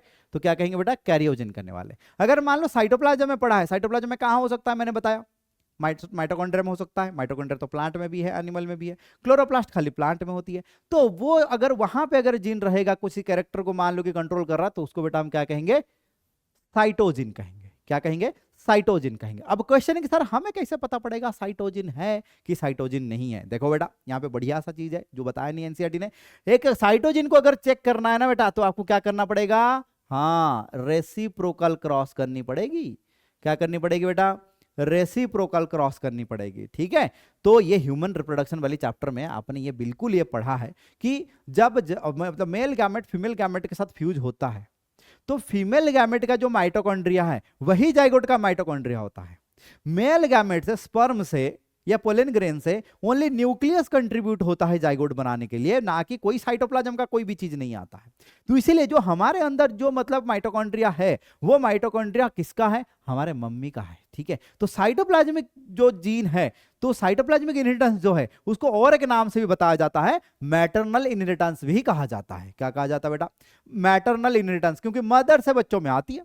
अगर मदर के पास डिफेक्टेड होगा तो बच्चों के पास भी वो डिफेक्टेड देखने को मिलने वाला बेटा, ठीक है। तो वो चीजें कैसे पकड़ा जाएगा? वो पकड़ा जाएगा रेसिप्रोकल क्रॉस से, ठीक है। तो रेसिप्रोकल क्रॉस से ही आप क्या पता कर पाओगे? तो आप साइटोजिन है या कैरियोजिन है। सही, रेसिप्रोकल क्रॉस में क्या होगा? जैसे कि मान लो मैं एक एग्जाम्पल यहां पे लेता हूं बेटा, ठीक है, एक एग्जाम्पल के जरिए समझाने की कोशिश करता हूं, ठीक है। तो मान लीजिए वैसा जैसे कि आपने टॉल को आपने मेल टॉल लिया और बेटा फीमेल ड्वार्फ लिया पी प्लांट में, ठीक है। तो यहां पे जो जीन है न्यूक्लियस के अंदर प्रेजेंट है, इसके लिए यहां पे बेटा क्या होगा? कैपिटल टी स्मॉल टी, आपको टॉल ही मिलने वाला है। बट होता क्या है, अब अगर हम बात करें किसके बारे में, अगर हम बात करें मान लीजिए एनिमल में, अगर हम बात करें जैसे कि स्नेल्स की बात करें, तो स्नेल्स में क्या होती है कि बेटा कॉइलिंग होता है सेल का, ठीक है। राइट हैंडेड कॉइलिंग होगी, नहीं तो लेफ्ट हैंडेड कॉइलिंग होगी, ठीक है। मान लो हमने बेटा मेल एंड फीमेल स्नेल्स को लिए, ठीक है, जिसका राइट हैंडेड कॉइलिंग है, इसका बेटा क्या है? लेफ्ट हैंडेड कॉइलिंग है फीमेल का। तो यहां पे जो आपको मिलेंगे मिक्स वाले नहीं मिलेंगे, सीधा नहीं मिलेगा। यहां पे क्या मिलेगा बेटा? लेफ्ट हैंडेड कॉइलिंग मिलेंगे, क्योंकि मदर के पास लेफ्ट हैंडेड है, तो लेफ्ट हैंडेड वाला क्या होगा? बच्चों में भी देखने को मिलेगा। अब इसको आप क्या करते हो? उल्टा कर दो, रिवर्स कर दो, जिसको हम जिसके लिए टर्म यूज कर रहे हैं रेसिप्रोकल क्रॉस। अब हम क्या करते हैं ना, यहां पे लेते हैं मेल एंड जो फीमेल है, अब मेल को लेते हैं बेटा left handed coiling and female को बेटा लेते हैं राइट हैंडेड कॉइलिंग। तो यहां पे आपको मिलेगा राइट हैंडेड कॉइलिंग वाले स्नेल्स आपको बच्चों में देखने को मिलेंगे। तो जिसके वजह से यहां पे क्या आप पैटर्न देख रहे हो कि मदर का जो है वही बच्चों में देखने को मिल रहा है। मतलब स्नेल का जो शेल का जो कॉइलिंग है, उसके लिए जो जीन है वो कहां प्रेजेंट है? बिल्कुल सही बताया आपने कि सर साइटोजीन है या साइटोप्लाज्म में वो जीन है, और वही आपका क्या हो रहा है? बच्चों में जा रही है, ठीक है। ये होता है बेटा रेसिप्रोकल क्रॉस, ठीक है। चलिए आगे बात करते हैं, क्रोमोजोमल थ्योरी ऑफ इनहेरिटेंस के बारे में बात करते हैं। अब इसको बताने वाले कौन? दो साइंटिस्ट थे, बड़े आदमी थे बेटा। कौन है? ये जो है Walter Sutton and Theodore Boveri, Sutton and Boveri के नाम से हम शॉर्ट में बोलते हैं, ठीक है। अब क्रोमोजोम थ्योरी ऑफ इनहेरिटेंस की बात करते हैं, तो वहां पे क्रोमोजोम जो है, ऐसा कहा जाता है क्रोमोजोम जो होते हैं व्हीकल होते हैं किसके लिए बेटा? जीन के लिए, क्योंकि जीन तो क्रोमोजोम के ऊपर ही है। तो जैसे ही क्रोमोजोम जाएगा तो उसके ऊपर बैठ के जीन भी चला जाएगा, ठीक है। तो जैसे जहां जहां जाएगा वहां वहां जाएगा। और दूसरी चीज ये है कि जो क्रोमोजोम्स है वो आपस में क्या करते हैं बेटा? क्रॉसिंग ओवर भी करते हैं, एक्सचेंज ऑफ जेनेटिक मटेरियल भी करते हैं। अब जब एक्सचेंज ऑफ जेनेटिक मटेरियल होती है, कहां होती है? पता है आपको, ठीक है। तो जो आपका प्रोफेज 1 में होता है, मियोसिस 1 का जो प्रोफेज 1 में होता है, ठीक है, तो वहां पे आपका क्या होती है? एक्सचेंज ऑफ जेनेटिक मटेरियल होता है। कहां पे? पैकाइटिन स्टेज में, ठीक है। तो जिसके वजह से आपका क्या होती है ना, आपका क्रोमोजोमल कॉम्बिनेशन अलग अलग हो जाती है, ठीक है। और ये क्रोमोजोमल कॉम्बिनेशन अलग अलग होने के कारण वेरिएशन आता है, ठीक है। और वो वेरिएशन लीड करता है किसके लिए बेटा? इवोल्यूशन के लिए। तो यहाँ पे ज्यादा कुछ नहीं है, यहाँ पे क्या है ना, जर्म सेल्स कैसे बनते हैं, पेरेंटल सेल का कॉम्बिनेशन, ठीक है, आप देख सकते हैं। एंड जो जर्म सेल का जो कॉम्बिनेशन आप देख सकते हो, ठीक है। तो कुछ अलग अलग आ रहे हैं जर्म सेल जो बेटा आपका क्या हो रहे हैं? अलग अलग आपको देखने को मिल रही है, ठीक है। क्यों हो रहा है? क्योंकि क्रोमोजोम जो है वो सेग्रीगेट होते हैं। क्रोमोजोम भी आपका क्या होता है? इंडिपेंडेंटली आपका क्या करते हैं? मूव करते हैं, ठीक है। तो वो चीज आपका क्रोमोजोमल थ्योरी ऑफ इनहेरिटेंस। यहां पे एक इंपॉर्टेंट चीज है जो आपका जीन एंड क्रोमोजोम के ऊपर बेटा दिया गया आपके एनसीईआरटी में, उसको अच्छे से बेटा देख लेना। क्रोमोजोम एंड जीन का जो है पैरेलल कैरेक्टरिस्टिक बिहेवियर जो दिया गया वो एक बार अच्छे से देख लेना। चलिए अब अपन चलते हैं कहां पे? लिंकेज के बारे में बात करते हैं, ठीक है। अब ये लिंकेज क्या होती है? अब लिंकेज क्या है बेटा? दो दोस्त हैं, ठीक है। अब दोस्तों के बीच में अगर मान लो कि दोस्ती गहराई है, ठीक है, तो फिर उनके बीच में दरार डाल पाना मुश्किल होता है, ठीक है। लेकिन मान लो कि मतलब दो दोस्तों के बीच में मान लो कि मतलब थोड़ा सा मतलब दोस्ती थोड़ा सा कम है, मतलब थोड़ा सा एक दूसरे से थोड़ा ज्यादा डिस्टेंस मेंटेन करते हैं, बात नहीं बन रही है, मतलब अनबन हो गया है, मतलब मन मुटाव हो गया है, बात नहीं कर रहे हैं ज्यादा, ठीक है। उस टाइम में उनके बीच में दरार डालना आसान हो जाता है बेटा, ठीक है। तो वो चीजें आपका यहां पे हम कंसेप्ट ऑफ लिंकेज को पढ़ने वाले हैं। कंसेप्ट ऑफ लिंकेज क्या कहता है कि ये मान लीजिए बेटा कि कैपिटल ए जीन है, ये कैपिटल बी जीन है, capital C, capital D, capital E. यहां पे बेटा हम लिख देते हैं small A, small B, small C, small D and small E. मान लेते हैं बेटा क्या है? 5 दोस्त हैं, ठीक है। मान लेते हैं क्या है? 5 दोस्त हैं। 5 दोस्त जो हैं वो एक ग्रुप में है, कहाँ पे है, एक ग्रुप में है, ठीक है। और जो ग्रुप में है, अब इनके बीच में क्या होती है, मान लो इनमें से पांचों में कुछ अनबन हो जाती है, तो उनमें से ई वाला पार्ट जो है ना, इसको हटा दी जाती है, ठीक है। वो क्या होता है ना, ग्रुप से निकल जाता है, ठीक है। तो ग्रुप से निकल जाता है मतलब उसको हम इस तरीके से समझेंगे, मान लीजिए ई निकल जाता है तो निकल के दूसरे ग्रुप में शामिल हो जाता है, इस ग्रुप में आ जाता है, और यहाँ पे स्मॉल ई आ जाता है। अगर मान लो अभी कैपिटल ई वाला जाके बोलेगा मार्केट में क्या, कि हमने ए बी सी डी को ग्रुप से निकाल दिया, तो क्या होगा, लोग जो है ना ई को मारेंगे पकड़ के। क्यों मारेंगे, बोलेंगे भाई तू झूठ बोल रहा है। क्यों बोल रहा है भाई, वो तो चार साथ में है, तू ही अकेला अलग है, तू कैसे बोल सकता है, ठीक है। तो ये जो चीजें होती है, तो यहां पे जब फिर दूसरा जो आदमी है निकल जाता है और यहाँ पे कैपिटल डी आ जाता, अब दोनों मिलके बोलेंगे हम दोनों ने इन तीनों को अलग कर दिया है बी सी को, फिर भी पीटेंगे क्योंकि मेजॉरिटी इस तरफ है, तो लोग इसकी बात मानेंगे नहीं, डी एंड ई की बात नहीं मानने वाले हैं। अब मान लो कि फिर से बात हो रही है कि स्मॉल सी जो है यहाँ पे आ गया और स्मॉल सी जो इधर कैपिटल सी इधर आ गया, अब इनकी बात मानी जाएगी क्योंकि भाई मेजॉरिटी यहाँ पे दिख रही है, ठीक है। तो इनकी बात मानी जाएगी, हाँ सच में इन्होंने, हालांकि हुए नहीं बट इनको माना जाएगा।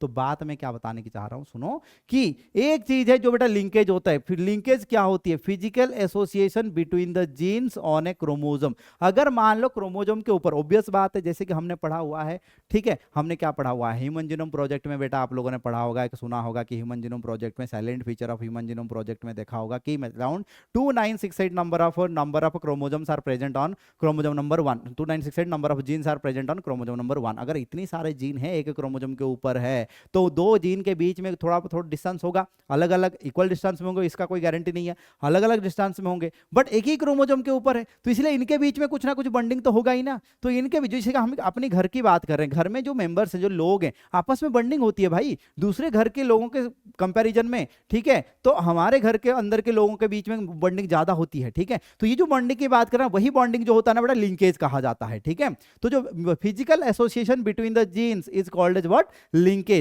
तो उसके लिए क्या होना, कंडीशन क्या होना चाहिए, होना ये चाहिए भाई, सीधी सीधी बात है, एक ही क्रोमोसोम के ऊपर दोनों जीन जब तक नहीं होंगे तो उनके बारे में हम लिंकेज की बात तो नहीं बोल सकते हैं। जब तक वो एक ही क्रोमोसोम में है तभी हम लिंकेज की बात करेंगे। अगर जो दोनों जीन जो अलग अलग क्रोमोसोम के ऊपर हैं, तो उसके लिए बेटा हम लिंकेज की बात नहीं कर सकते हैं, ठीक है।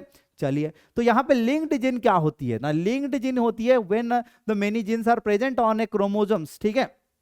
एक ही क्रोमोसोम के ऊपर कई सारे जीन्स है, तो वो सारे उनको क्या कहेंगे, लिंक्ड जीन कहेंगे, क्योंकि इनके बीच में कुछ ना कुछ फिजिकल एसोसिएशन है, इसलिए इसको क्या कहेंगे, लिंक्ड जीन कहेंगे, ठीक है। दूसरा आपका बेटा क्या, लिंकेज ग्रुप क्या होता है, एक क्रोमोसोम के ऊपर होने वाले सारे जीन को अगर हमने प्लॉटिंग कर दी तो उसको बेटा हम एक लिंकेज ग्रुप बोलेंगे। ऐसा ह्यूमन में कितने लिंकेज ग्रुप बन सकती है सर, सीधे सीधे तो बन सकते 23 पेयर से 23 बनेगा नहीं, कितना बनेगा, 24 बनेगा, क्योंकि हमारे पास 22 पेयर्स ऑटोजोम्स है।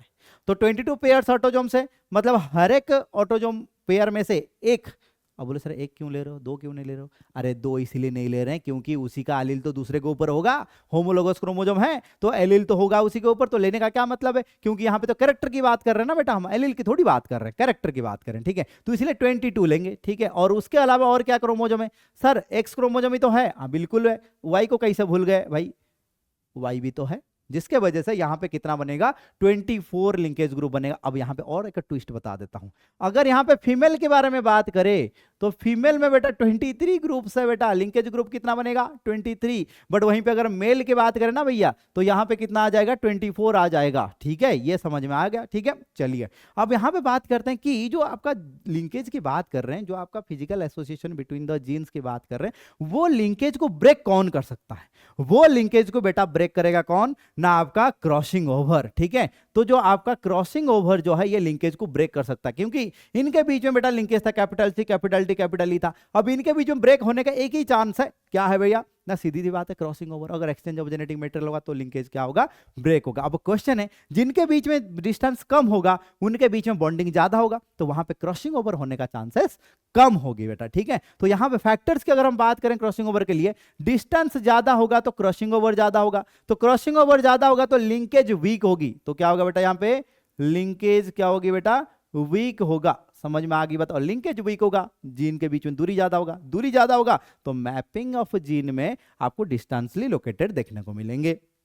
एज बढ़ेगा तो क्रॉसिंग ओवर घटेगा, सेक्स मेल रेशियो मतलब से मेल में क्या होता है, क्रॉसिंग ओवर कम होता है। ठीक है, अब बात करते हैं किसके बारे में, थोड़ा सा मैं यहां पे पीछे जाता हूं बेटा। ठीक है, तो आपको एक चीज बता रहा हूं। ठीक है, जैसे यहां पे आप देख रहे हो कि लॉ ऑफ डोमिनेंस, ठीक है, जैसे आप देख रहे हो बेटा, क्या देख रहे हो यहां पे, लॉ ऑफ डोमिनेंस देख रहे हो, तो यहां पे एक चीज आता है कि लॉ ऑफ डोमिनेंस का सर एक्सेप्शन क्या है। लॉ ऑफ डोमिनेंस का बेटा एक्सेप्शन याद रख लेना, जैसे कि इनकम्प्लीट डोमिनेंस है, को डोमिनेंस है, ये बेटा लॉ ऑफ डोमिनेंस का एक्सेप्शन है।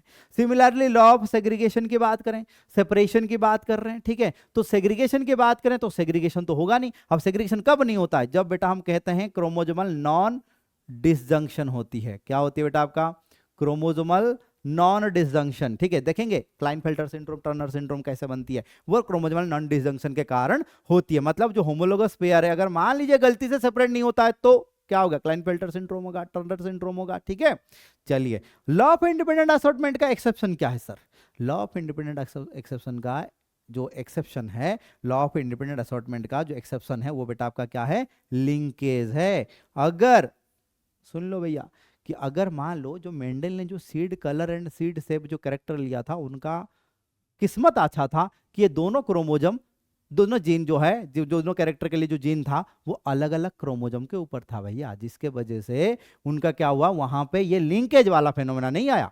अगर वो एक ही क्रोमोजम के ऊपर होता गलती से, तो फिर उनको भी 9:3:3:1 रेशियो नहीं मिलता। ठीक है, चलो तो जो लिंकेज है बेटा, ये क्या होती है बेटा, कब जो आपका इंडिपेंडेंट असॉर्टमेंट का क्या है बेटा, एक्सेप्शन है। चलिए अब बात करते हैं कि जो लिंकेज वाली बात जो हम कर रहे थे, चलिए आगे देखते हैं। हाँ, तो लिंकेज में अरेंजमेंट किस प्रकार के होते हैं, अब जीन का अरेंजमेंट किस प्रकार के होते हैं, तो यहां पे एक देखते हैं अरेंजमेंट जो बेटा होता है दो टाइप के होते हैं। एक बेटा होता है सीस टाइप का अरेंजमेंट, ऑर्गेनिक केमिस्ट्री में पढ़ते हो बेटा, सेम साइड में है तो सीस, ऑपोजिट साइड में ट्रांस, तो वही चीजें यहां पे हो रही है। सेम क्रोमोजोम के ऊपर डोमिनेंट है तो सीस है, अलग अलग क्रोमोजोम के ऊपर मान लो ऐसा कुछ अरेंजमेंट हुआ डोमिनेंट जीन का, तो क्या कहेंगे बेटा, इसको ट्रांस कहेंगे बेटा, याद रख लेना। ठीक है, दूसरा हम बात करते हैं स्ट्रेंथ ऑफ लिंकेज की बात करते हैं। अब बोले सर इसकी क्या जरूरत है, इसकी जरूरत है बेटा जीन मैपिंग के लिए जरूरत है। ठीक है, तो स्ट्रेंथ ऑफ लिंकेज क्या है बेटा, that is inversely proportional to distance between the genes. अगर दो जीन के बीच में मान लेते हैं, यहां पे बेटा दो कंडीशन ले लेते हैं, वैसे आगे देखने वाले हैं मॉर्गन का एक्सपेरिमेंट। ठीक है, तो मान लीजिए पहला केस में कैपिटल ए कैपिटल बी और दूसरे केस में capital D and capital E, देख रहे हो नीचे वाले केस में दूरी ज्यादा है, तो दूरी ज्यादा है तो यहां पे एक्सचेंज होने का भैया चांसेस ज्यादा है, दूरी कम है तो एक्सचेंज होने का चांसेस बेटा कम है। ठीक है, सीधी सीधी बात है। तो क्रॉसिंग ओवर जो बेटा होगा, क्या होगा बेटा आपका ना, आपका इनवर्सली, अगर मान लो स्ट्रेंथ ज्यादा होगी तो क्रॉसिंग ओवर कम होगा, यहां पे स्ट्रेंथ ज्यादा है तो क्रॉसिंग ओवर कम होगा, यहां पे स्ट्रेंथ कम है तो क्रॉसिंग ओवर ज्यादा होगा बेटा। ठीक है, चलिए तो यहां तक आई होप आपको समझ में आ गया होगा। ठीक है, चलिए आगे देखते हैं नेक्स्ट स्लाइड में। जीन मैपिंग बहुत बढ़िया क्वेश्चन आता है यहाँ पे। ठीक है, जीन मैपिंग, ठीक है, डिफिकल्ट लेवल का क्वेश्चन आता है। अब जीन मैपिंग के लिए हमें क्या पता होना चाहिए, सबसे पहले पता होना चाहिए कि जो डिस्टेंस बिटवीन जीन जो दिया जाता है ना, वो कैसे मेजर किया जाता है, वो मेजर किया जाता है on the basis of percentage of recombination. ठीक है, तो दो कैरेक्टर लेंगे, उसमें परसेंटेज ऑफ रिकॉम्बिनेंट्स आएंगे, बोलोगे सर परसेंटेज ऑफ रिकॉम्बिनेंट तो सर डाइहाइब्रिड में आ रहे थे, बिल्कुल आ रहे थे, बट वहां पे लिंकेज वाली बात आएगी नहीं। क्यों नहीं आएगी, अरे भैया दो अलग अलग क्रोमोसोम के ऊपर जीन है तो वहां पे लिंकेज वाली बात कहां से आएगी। बट हम बात कर रहे हैं किसके ऊपर, जब एक ही क्रोमोसोम के ऊपर क्या होंगे बेटा, जीन्स होंगे, तभी ये बात आएगी। ठीक है, समझ लिया। चलो परसेंटेज ऑफ रिकॉम्बिनेशन जो है वही बेटा क्या हो जाएगा, equal to percentage of combination is equal with distance between the gene. अब क्वेश्चन है कि sir percentage of crossing over कितना हो सकता है। परसेंटेज ऑफ क्रशिंग ओवर अगर मैं बता दूं भैया सीधे सीधे, मैक्सिमम 50% हो सकता है, मैक्सिमम बता रहा हूं 8 मार्क्स। ठीक है, परसेंटेज ऑफ जो रिकॉम्बिनेंट है, यहां हम बात करेंगे परसेंटेज ऑफ क्रॉसिंग ओवर है, वो maximum means always less than 50%, उससे ज्यादा नहीं हो पाएगा। और आपका परसेंटेज ऑफ लिंकेज अगर मैं बात करूं, परसेंट लिंकेज की बात करूं, तो लिंकेज सर कितना होगा, ग्रेटर देन 50 होएगा, से 100 तक हो सकता है। ठीक है, ये 0 to 50 होगा, ये 50 to 100 होगा भैया, याद रखना। ठीक है, चलिए आगे बात करते हैं क्या है ना, आपका डिस्टेंस बिटवीन द जीन जो है उसको कैसे कैलकुलेट किया जाता है ना, डिस्टेंस बिटवीन द जीन जो है उसको कैलकुलेट करते हैं, percentage of cross over is equal with 1 map unit. अगर परसेंटेज ऑफ क्रॉसिंग ओवर मान लीजिए कि 15% क्रॉसिंग ओवर है दिया गया है, या रिकॉम्बिनेशन फ्रीक्वेंसी को क्रॉसिंग ओवर परसेंटेज माना जाता है, ठीक है, तो फिर बेटा तुम्हारा जो डिस्टेंस हो जाएगा बेटा 15 MU आ जाएगा, मतलब 15 मैप यूनिट्स आने वाला है बेटा। ठीक है, यह आपको समझ में आ गया होगा, ये याद रखना, या इसको सेंटी मॉर्गन कहते हैं, क्योंकि TH मॉर्गन भाई, ठीक है, father of experimental genetics, modern genetics, ठीक है। तो सेंटिमॉर्गन इसलिए उन्हीं के नाम पे दिया गया, ठीक है। चलिए अब बात करते हैं यहाँ पे जो ड्रोसोफिला का, ये ड्रोसोफिला मेलानोगास्टर जो है इंसेक्ट जो है, फ्रूट फ्लाई जो है, उसके ऊपर जो आपका cross A cross B, 2 cross perform किया गया था, ठीक है। अब 2 क्रॉस में आप देख रहे हो यहाँ पे पहला क्रॉस में क्या है, येलो बॉडी व्हाइट आई, मतलब जो येलो बॉडी एंड व्हाइट आई, मतलब आई कलर एंड बॉडी कलर को लिया गया। तो उसके लिए जो जीन्स है बेटा ये क्या है, पास पास प्रेजेंट है, ठीक है। इसलिए यहाँ पे जो क्रशिंग ओवर होगा कम होगा, इसीलिए 1.3% रिकॉम्बिनेंट मिले हैं। उसका मतलब यह है, यहां से एक क्वेश्चन आ सकता है जो अभी तक नहीं पूछा गया, बता दे रहा हूं कि मतलब इनके बीच में दूरी कितना होगा सर, सीधी सी बात है 1.3 मैप यूनिट होने वाला है, ठीक है। अब अगला बात करते हैं, दूसरा जो बेटा क्रॉस लिया गया था व्हाइट आई एंड आपका क्या है बेटा, मिनिएचर विंग लिया गया था, मतलब विंग का साइज एंड जो बेटा आपका का कलर ऑफ आई का लिया गया था। उसमें आप देखोगे तो 2 जीन जो है बेटा दूरी में प्रेजेंट है, ठीक है, दूर दूर प्रेजेंट है। अब दूर दूर प्रेजेंट है तो बेटा रिकॉम्बिनेंट थोड़ा ज्यादा आएगा। रिकॉम्बिनेंट बेटा कितना आया, 37.2% आया। मतलब अगर मैं बात करूं कि व्हाइट आई एंड जो आपका जो मिनिएचर विंग्स है, मतलब विंग्स एंड जो आपका आई कलर के बीच में जो दूरी है वो कितना होगा ना, 37.2 मैप यूनिट होने वाला है। यह भी क्वेश्चन बन सकता है, ठीक है, इसी कंसेप्ट को यूज करके, ठीक है। आई होप ये आपको समझ में आ गया होगा। इसमें याद रखना है पहला केस में पेरेंटल कितना है, 100 में से रिकॉम्बिनेंट को माइनस कर दो पेरेंटल, यहां पे 100 में से रिकॉम्बिनेंट को माइनस कर दो, पेरेंटल आपको मिल जाएगी, ठीक है। तो आपको रिकॉम्बिनेंट वाला याद रखना है, ठीक है। आप कैसे भी याद रख सकते हो, पेरेंटल वाला याद रखो या रिकॉम्बिनेंट वाला याद रखो, जो आपको सही लगे, ठीक है, अच्छा लगे जैसे आपको सुविधा हो। चलिए तो ये तो हो गया बेटा किसके बारे में, ये हो गया हमारा किसके बारे में बेटा, लिंकेज के बारे में। अब चलते हैं बेटा कहां पे ना, सेक्स लिंकेज के बारे में बात करते हैं। अब सेक्स लिंकेज की बात करते हैं बेटा, हमारे सामने 2 क्रोमोजोम है, सेक्स क्रोमोजोम 2 है, क्या क्या बेटा, एक तो एक्स क्रोमोजोम है, दूसरा बेटा क्या है वाई क्रोमोजोम है, ठीक है। अगर X chromosome and Y chromosome, X chromosome के ऊपर होने वाला जीन या वाई क्रोमोजोम के ऊपर होने वाला जीन वो कैसे इनहेरिट होते हैं, उसके बारे में बात कर रहे हैं बेटा, एक्स लिंकेज के बारे में बात कर रहे हैं। तो उसके लिए सबसे पहला हमने लिया बेटा कौन सा एग्जाम्पल ना, आई कलर ऑफ ड्रोसोफिला। जो ड्रोसोफिला का जो बेटा आई कलर है उस चीज को हमने यहां पे लिया है, ठीक है। तो ड्रोसोफिला का आई कलर का अगर बात करें, अगर प्लस प्लस साइन दिया गया मतलब ये क्या है, रेड कलर को रिप्रेजेंट कर रहा है। तो ये बेटा रेड आई, और एक्स एक्स क्रोमोजोम किसका होता है बेटा, फीमेल का होता है। ये जो बेटा है एक्स एक्स है ये फीमेल है, ये एक्स वाई बेटा क्या है, मेल है। ये भी तो आगे बताने वाला हूं, X and X Y, X X and X Y type का सेक्स डिटर्मिनेशन मेल में ह्यूमन में होता है, एंड साथ में बेटा क्या होता है, ड्रोसोफिला में भी होता है, ठीक है। आगे बात करेंगे।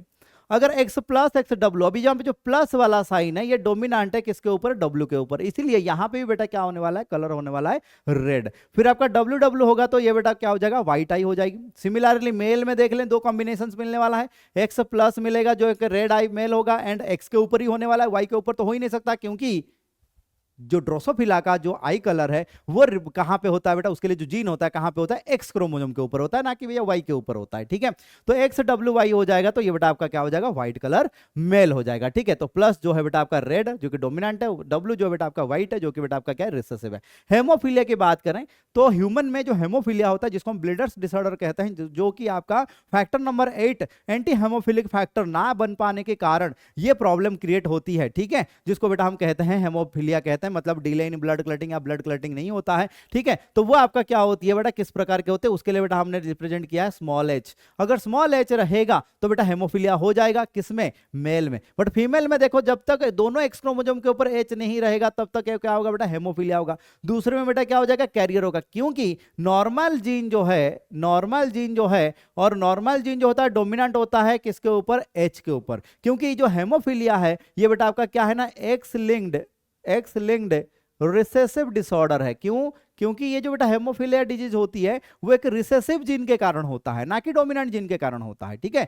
जब रिसेसिव जीन के कारण होती है तो फिर तो भाई सीधी सीधी सी बात है कि मतलब जब एक ही एच रहेगा तो दूसरे के ऊपर मान लीजिए जैसे कि एक्स एच यहाँ पे दूसरे के ऊपर कुछ है नहीं, मतलब नॉर्मल है, तो नॉर्मल वाला डोमिनेट करेगा, जिसके वजह से यहाँ पे कैरियर बनेगा, सफरर नहीं होगा।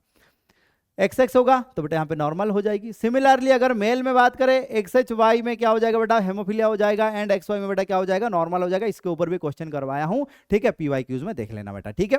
चलिए तो यहाँ पे एच जो है बेटा आपका क्या, हेमोफीलिया जीन की बात कर रहे हैं, ठीक है, एक्स लिंक्ड रिसेसिव डिसऑर्डर है। तो जब मेल के पास एक ही एक्स क्रोमोसोम है तो उसके ऊपर जो भी जीन रहेगा, चाहे डोमिनेंट रहे चाहे रिसेसिव रहे, कंपटीशन तो है नहीं, तो डायरेक्टली एक्सप्रेस हो जाएगा। जब डायरेक्टली एक्सप्रेस हो जाएगा इसीलिए कहा जाता है males are more prone towards the what, X linked recessive disorders. Now coming to the colour blindness.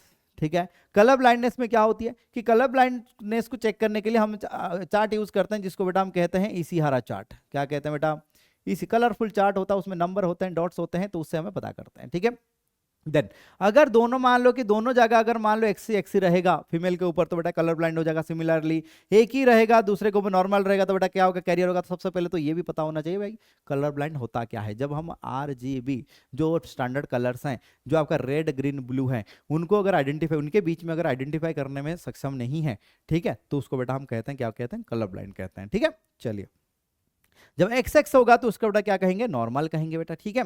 Similarly XY रहेगा तो वहां पे अगर C रहेगा तो ये बेटा कलर ब्लाइंड हो जाएगा। एंड जब आपका मेल में XY खाली रहेगा तो नॉर्मल होगा। तो यहाँ पे आप एक चीज देख सकते हो, मेल में जैसे ही C आ जाता है तो उसके ऊपर मान लो कि जैसे कि मान लो कि कलर ब्लाइंड का जीन आ जाता है, तुरंत ही क्या हो जाता है बेटा? कलर ब्लाइंड हो जाता है। या H हेमोफिलिया का जीन आता है, तुरंत हेमोफिलिया हो जाता है। ठीक है। तो इसलिए कहा जाता है क्योंकि इनके पास एक ही X क्रोमोसोम है, जो भी रहेगा वो एक्सप्रेस हो जाएगा। चलिए बेटा आगे बात करते हैं वाई लिंकेज के बारे में। बात करते हैं वाई लिंकेज में, मतलब वाई क्रोमोसोम के ऊपर होने वाले सारे जिन को कलेक्टिवली हम कहते हैं बेटा होलांड्रिक जिन कहते हैं। याद रखना क्या कहते हैं?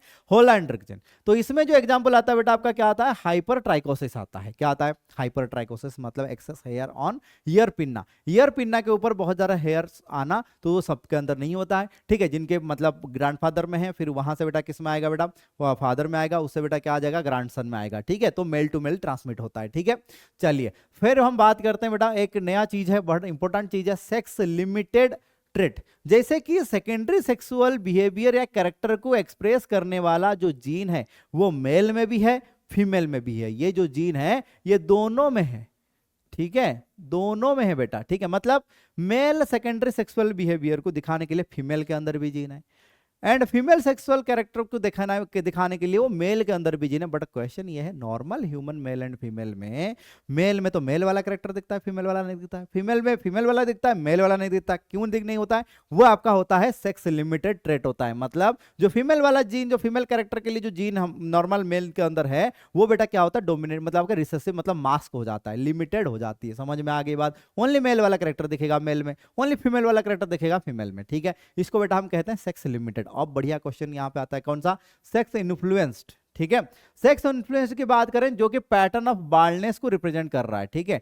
मतलब ये स्पेसिफिक जेंडर में देखने को मिलता है, जेंडर स्पेसिफिक है, ये पार्शियल टू जेंडर है। ठीक है। देखो कैपिटल बी जीन होगा तो मेल में बाल्डनेस आपको देखने को मिलेगी, जो मेल पैटर्न बाल्डनेस होती है। ठीक है। अब दूसरा कैपिटल बी स्मॉल बी होगा तो उसमें बेटा आप क्या होगा? उसमें भी आपका क्या होगा? बाल्डनेस देखने को मिलेगा। बट यहां पे अगर स्मॉल बी हो जाती है, दोनों रिसेसिव आ गया, तो जिसके वजह से यहां पे नहीं हो रहा है। ठीक है। तो बोलोगे सर इसमें क्या ही नया बात है? देखो फीमेल में लेकिन क्या हो रही है, कैपिटल बी है तो बाल्डनेस आ रहा है, स्मॉल बी है तो नहीं आ रहा, ये भी ठीक है। तो नया क्या है? नया ये है, जब capital B small B male के अंदर बाल्डनेस करा रहा था बट फीमेल के अंदर नहीं कर रहा, इसलिए इसको बेटा हम कहते हैं सेक्स इन्फ्लुएंस्ड। ठीक है। तो पार्शियलिटी दिखा रहा है। ठीक है। तो जेंडर वाइज, जेंडर स्पेसिफिक है, तो इसीलिए इसको बेटा हम क्या कहते हैं?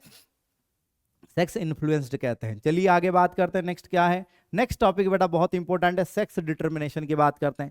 सेक्स डिटर्मिनेशन की बात करते हैं तो यहां पे सबसे पहले हम बात करते हैं XX एंड XY टाइप का सेक्स डिटर्मिनेशन। XX फीमेल होता है, XY मेल होता है। ये बेटा हम ह्यूमन की बात कर रहे हैं। ह्यूमन के साथ साथ ड्रोसोफिला में भी XX XY टाइप का आपका क्या होती है बेटा? सेक्स डिटर्मिनेशन किया जाता है, बट थोड़ा सा अलग है, वो अगला स्लाइड में देखते हैं। ठीक है बेटा। चलिए तो ड्रोसोफिला में अगर हम बात करें, सेक्स इंडेक्स रेशियो यहां पे बात करते हैं। ठीक है। SIR वो वाला SIR नहीं, जो दूसरे अलग अलग स्टेट में जारी करके किया जाता है, उसकी बात नहीं करना बेटा। ठीक है। ये क्या है बेटा? सेक्स इंडेक्स रेशियो है। ये ड्रोसोफिला का क्या है? मतलब आपका सेक्स इंडेक्स रेशियो है, उससे पता पड़ता है कि मेल होगा कि फीमेल होगा, इतना याद रखना है। ठीक है। Number of x chromosome, number of x chromosome upon number of set of autosomes, set of autosomes बेटा याद रखना है, नंबर ऑफ ऑटोजोम्स नहीं, number of set of autosomes. ठीक है। तो उसको बेटा हम कहते हैं, क्या कहते हैं? Sex index ratio. इस तरीके से डिसाइड होगी ड्रोसोफिला में मेल होने वाला है कि फीमेल होने वाला है। ठीक है। चलिए बर्ड्स में क्या होती है? ZW टाइप का सेक्स डिटर्मिनेशन होता है। Z होगा तो बेटा क्या होगा? मेल होगा, ZW होगा तो बेटा फीमेल होगा। तो यहां पे एक चीज आ जाती है क्या ना, जो फीमेल है उसमें ZW दो अलग अलग क्रोमोसोम है, जो कि अगर हम प्रीवियस केसेस में देखें तो ह्यूमन की केसेस में देखें, ह्यूमन में की फीमेल में क्या होता था? XX होता था। मतलब ह्यूमन की फीमेल जो है होमोगैमेटिक है on the basis of x chromosome. ठीक है। बट यहां पे जो बेटा फीमेल है बर्ड्स में, वो बेटा क्या होती है? हेटेरोगैमेटिक होती है। यहां पे जो मेल होता है बेटा ये क्या होता है? होमोगैमेटिक होती है। होती है, याद रखना स्टेटमेंट बेस्ड क्वेश्चन के लिए। इंसेक्ट एंड कॉकरोच की अगर हम बात करें, इसमें बेटा होता है XX एंड X0 टाइप का सेक्स डिटर्मिनेशन होता है, मतलब जीरो मतलब कुछ है ही नहीं, यहाँ पे बात कर रहे हैं, ठीक है। तो यहाँ पे XX होगा तो फीमेल होगा, X वो होगा तो बेटा क्या होगा, मेल होगा। यहाँ पे एक क्वेश्चन बनती है क्या ना, अगर फीमेल है तो उसमें नंबर ऑफ क्रोमोजोम कितना रहेगा बेटा, 24 होगा, ठीक है। एंड अगर मान लो मेल की बात करें, इसमें तो X0 है तो एक क्रोमोजोम कम हो जाएगी, तो क्या हो जाएगा बेटा यहाँ पे 23 क्रोमोजोम हो जाएंगी। आई होप ये समझ में आ गया होगा, क्वेश्चन आया है, ठीक है। चलिए ये 2025 की 26 के क्वेश्चन में आया हुआ है, ठीक है। अगले बात करते हैं, हनी बी में बात कर रहे हैं क्रोमोजोम कैसे, मतलब सेक्स डिटर्मिनेशन कैसे होता है। यहाँ पे होता है बेटा 2n टाइप का सेक्स डिटर्मिनेशन होता है, जिसको हम बेटा कहते हैं डाइप्लॉइड हाप्लॉइड। क्या कहते हैं बेटा, डाइप्लॉइड एंड हाप्लॉइड टाइप का सेक्स डिटर्मिनेशन इसको कहते हैं, ठीक है। चलिए देखते हैं क्या है। जो हनी बी के ऑर्गेनाइजेशन में आप देखोगे 3 प्रकार के हनी बी मिलेंगे। एक तो बेटा मिलेगा क्या, मेल ड्रोन, दूसरा बेटा आपको मिलेगा क्या, फीमेल वर्कर, तीसरा आपको मिलेगा बेटा क्या, क्वीन, ठीक है। जो क्वीन जो है वो फर्टाइल होती है, ठीक है, लाइफ स्पैन ज्यादा होती है, बॉडी साइज में बड़ा होता है, ठीक है। जो वर्कर होती है वो भी डाइप्लॉइड होता है, बट उसमें क्या होती है, स्टेराइल होती है, साइज में छोटा होता है, लाइफ स्पैन भी कम होती है, ठीक है। तो क्वीन जब क्या करती है, एग ले करती है बेटा, क्या देती है क्वीन, क्वीन जब एग ले करती है तो उस टाइम में क्या होती है, अगर वो फर्टिलाइजेशन नहीं होता है, अगर फर्टिलाइजेशन नहीं होगा तो पार्थेनोजेनेटिकली और पार्थेनोजेनेसिस के जरिए जो आपका बनेगा ड्रोन बनेगा। इसीलिए एग तो बेटा हाप्लॉइड है, इसलिए ड्रोन भी बेटा क्या होते हैं, हाप्लॉइड होते हैं। सेम टाइम अगर हम बात करेंगे बेटा किसकी, क्वीन की, चलिए 2n, अगर फर्टिलाइजेशन हो जाता है, उस एग का फर्टिलाइजेशन होता है तो उसमें क्या होगा बेटा, 2n बनेगा। अब 2n जो होगा डाइप्लॉइड होगा, फीमेल तो होगा, बट अब क्वेश्चन है कि खाता क्या है। अगर बी ब्रेड को खाएगा, क्या खाएगा बेटा, बी ब्रेड को अगर खाएगा तो बेटा क्या बनेगा, फीमेल वर्कर बनेगा। अगर वही लार्वा, क्योंकि बेटा यहाँ पे इनडायरेक्ट डेवलपमेंट होता है, पता है आपको, ठीक है। जाइगोट से बेटा क्या होगा, इनडायरेक्ट डेवलपमेंट होगा। जब इनडायरेक्ट डेवलपमेंट होगी तो उस टाइम में क्या होगा, जो लार्वा है, तो लार्वा अगर मान लो कि रॉयल जेली पीता है, ठीक है, तो उसको बेटा वो क्या बनेगा बेटा, क्वीन बनेगा। अगर वही लार्वा अगर बी ब्रेड खाता है तो बेटा क्या बनेगा, फीमेल वर्कर बनेगा। मतलब जो रॉयल जेली है उसमें कई सारे टाइप का हार्मोन्स एंड एंजाइम्स होते हैं, ठीक है। तो जिसके वजह से यहाँ पे फिनोटाइपिक डिफरेंसेस नजर आते हैं, ठीक है। तो यहाँ पे आप देख रहे हो फीमेल जो है दोनों डाइप्लॉइड है, बट जो मेल है बेटा यहाँ पे हाप्लॉइड है। तो यहाँ पे क्वेश्चन आता है कि जो मेल ड्रोन है, कौन है बेटा, मेल ड्रोन जो है, इन ड्रोन के फादर नहीं होते हैं, क्योंकि तो पार्थेनोजेनेटिकली डेवलप हुए हैं, फादर नहीं है, बट क्या होते हैं बेटा, ग्रैंड फादर होंगे, मतलब मैटरनल ग्रैंड फादर होंगे, क्योंकि ये कहीं ना कहीं क्वीन से तो है, ठीक है, क्वीन इसकी मदर है, बट ये जो क्वीन है वो कहीं ना कहीं से तो मतलब फ्यूजन होने के बाद ही बनाया ना, तो मतलब ये डाइप्लॉइड है ना बेटा, तो इसका तो फादर होगा ना। तो मम्मी का जो पापा है, नाना जी की बात कर रहे हैं, इनका पापा नहीं होते बट नाना होते हैं बेटा, याद रख लेना, ठीक है। ये भी क्वेश्चन आया है, ठीक है। चलिए अब अपन चलते हैं बेटा कहां पे, नेक्स्ट टॉपिक जो आपका क्या है बेटा, आपका ह्यूमन जेनेटिक्स, ठीक है। अब ह्यूमन जेनेटिक्स में हम कुछ साइलेंट फीचर के बारे में बात करेंगे। ह्यूमन सेल में जो आपका क्या होता है, ह्यूमन को क्यों मतलब हम मतलब अगर एक्सपेरिमेंटल तौर पे अगर लिया जाए तो इतना आसान क्यों नहीं है, क्योंकि सबसे पहले तो यहाँ पे 46 नंबर ऑफ क्रोमोजोम्स हैं, ठीक है, और ये जो मतलब आप नंबर ऑफ क्रोमोजोम के साथ साथ जो सेल है काफी छोटा है, ठीक है। सेकंड क्या है, experimental cross can not be perform due to ethical reasons, क्योंकि बहुत सारे एथिकल क्या है बोल सकते हैं कि लिमिटेशंस हैं, जिसके वजह से हम किसी का मतलब गैमेट को लेकर किसी के साथ क्रॉस नहीं कर सकते हैं, ठीक है। क्योंकि हम बोल सकते हैं इसलिए हमारा एथिकल की बात कर रहे हैं, जो बोल नहीं पाते हैं तो उनका एथिक्स कुछ नहीं है, ठीक है, तो उनके ऊपर तो हम कुछ भी कर रहे हैं, दूसरी चीज नहीं, वो अलग बात है, बट स्टिल। तो दूसरी बात कर रहे हैं, लॉन्ग लाइफ स्पैन है, इनका लाइफ स्पैन काफी लॉन्ग है ह्यूमन का, तो इसके वजह से हमें अगर कोई एक्सपेरिमेंट में रिजल्ट चाहिए तो हम बेटा बहुत जल्दी रिजल्ट एक्सपेक्ट करते हैं, ठीक है, क्योंकि नहीं तो हम बूढ़े हो जाएंगे, नहीं तो हम पता कुछ पड़ेगा नहीं, तो इसीलिए तो जेनेटिक स्टडीज को टाइम बहुत लगता है ह्यूमन के ऊपर अगर किया जाए तो, ठीक है।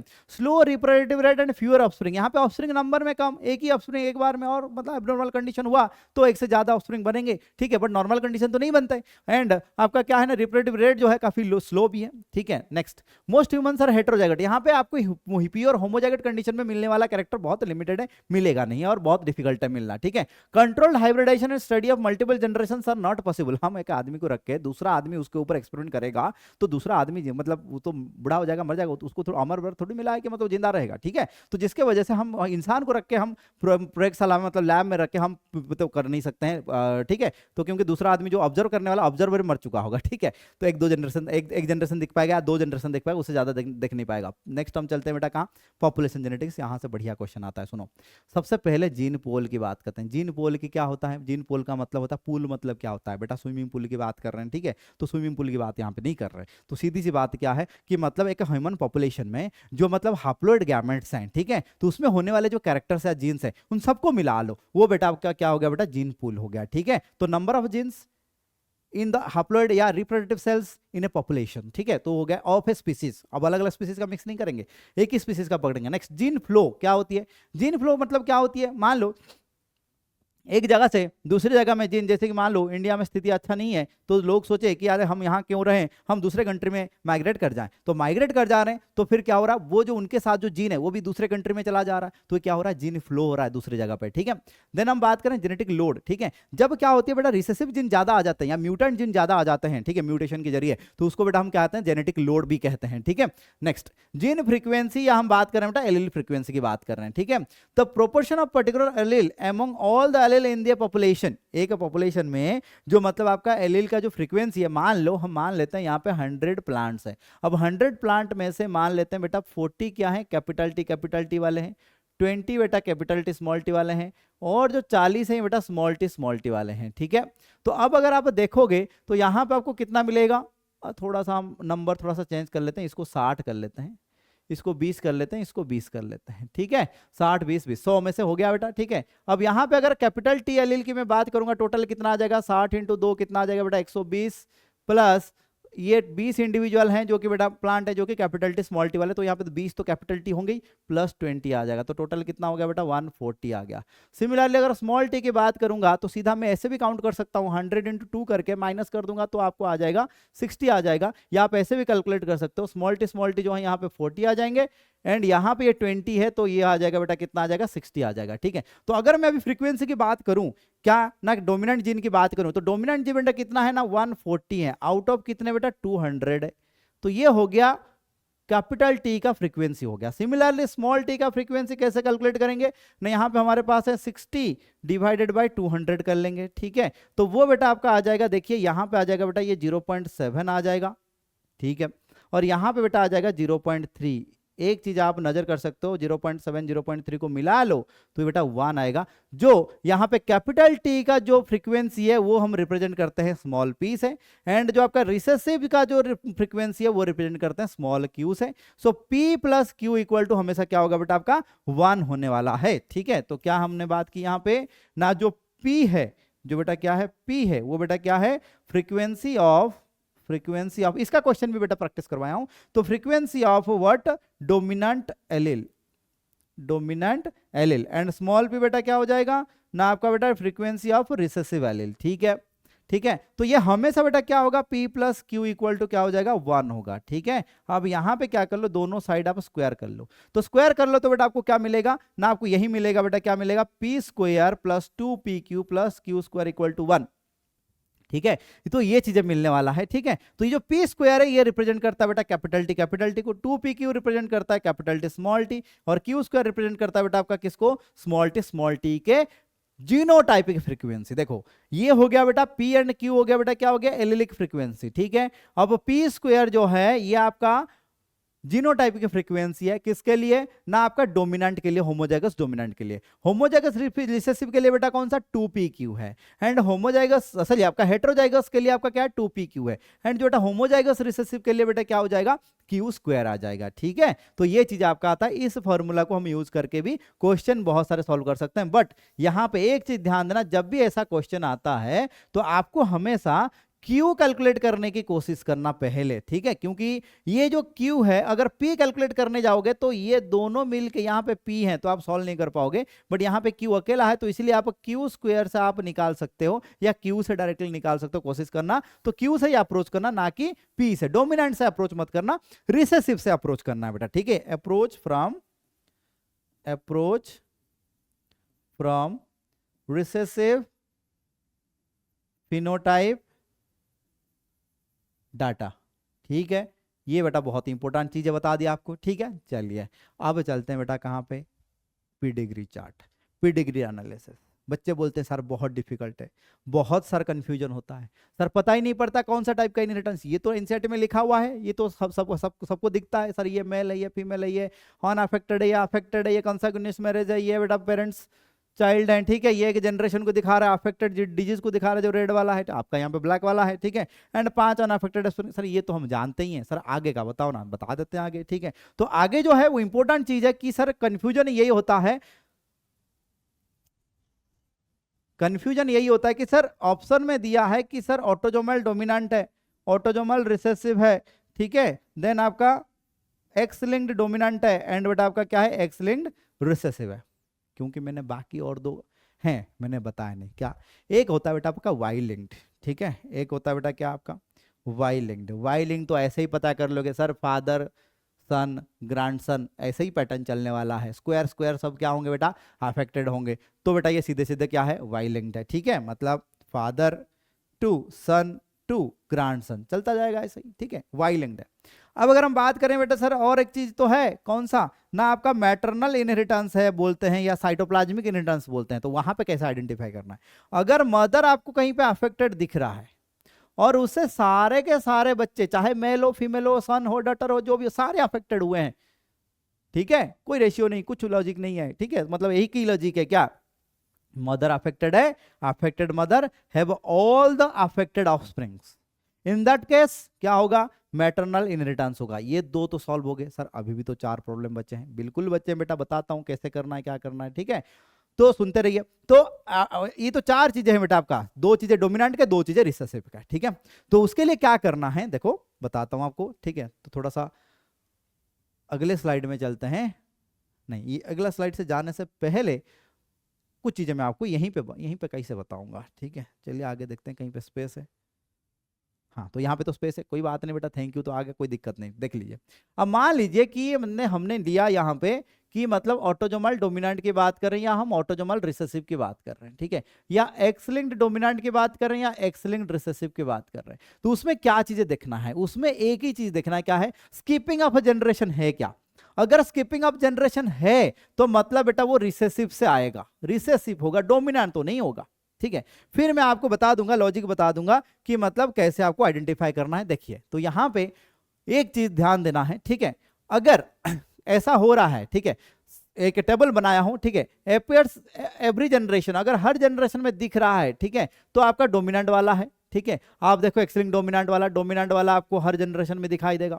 स्किप ऑफ जनरेशन है तो मतलब बेटा ये रिसेसिव होगा, ये तो पहला पॉइंट आपका एक्सप्लेन हो गया। फादर टू सन ट्रांसमिशन, ठीक है, मतलब X Y to X Y अगर जा रही है, ठीक है, तो फादर टू सन ट्रांसमिशन किस में होने वाला है, ऑटोजोमल में भी होने वाला है, ऑटोजोमल रिसेसिव में भी होने वाला है, बट एक्स लिंक्ड डोमिनेंट में नहीं होने वाला है, क्योंकि फादर से एक्स क्रोमोसोम सन में जाता ही नहीं है, ठीक है।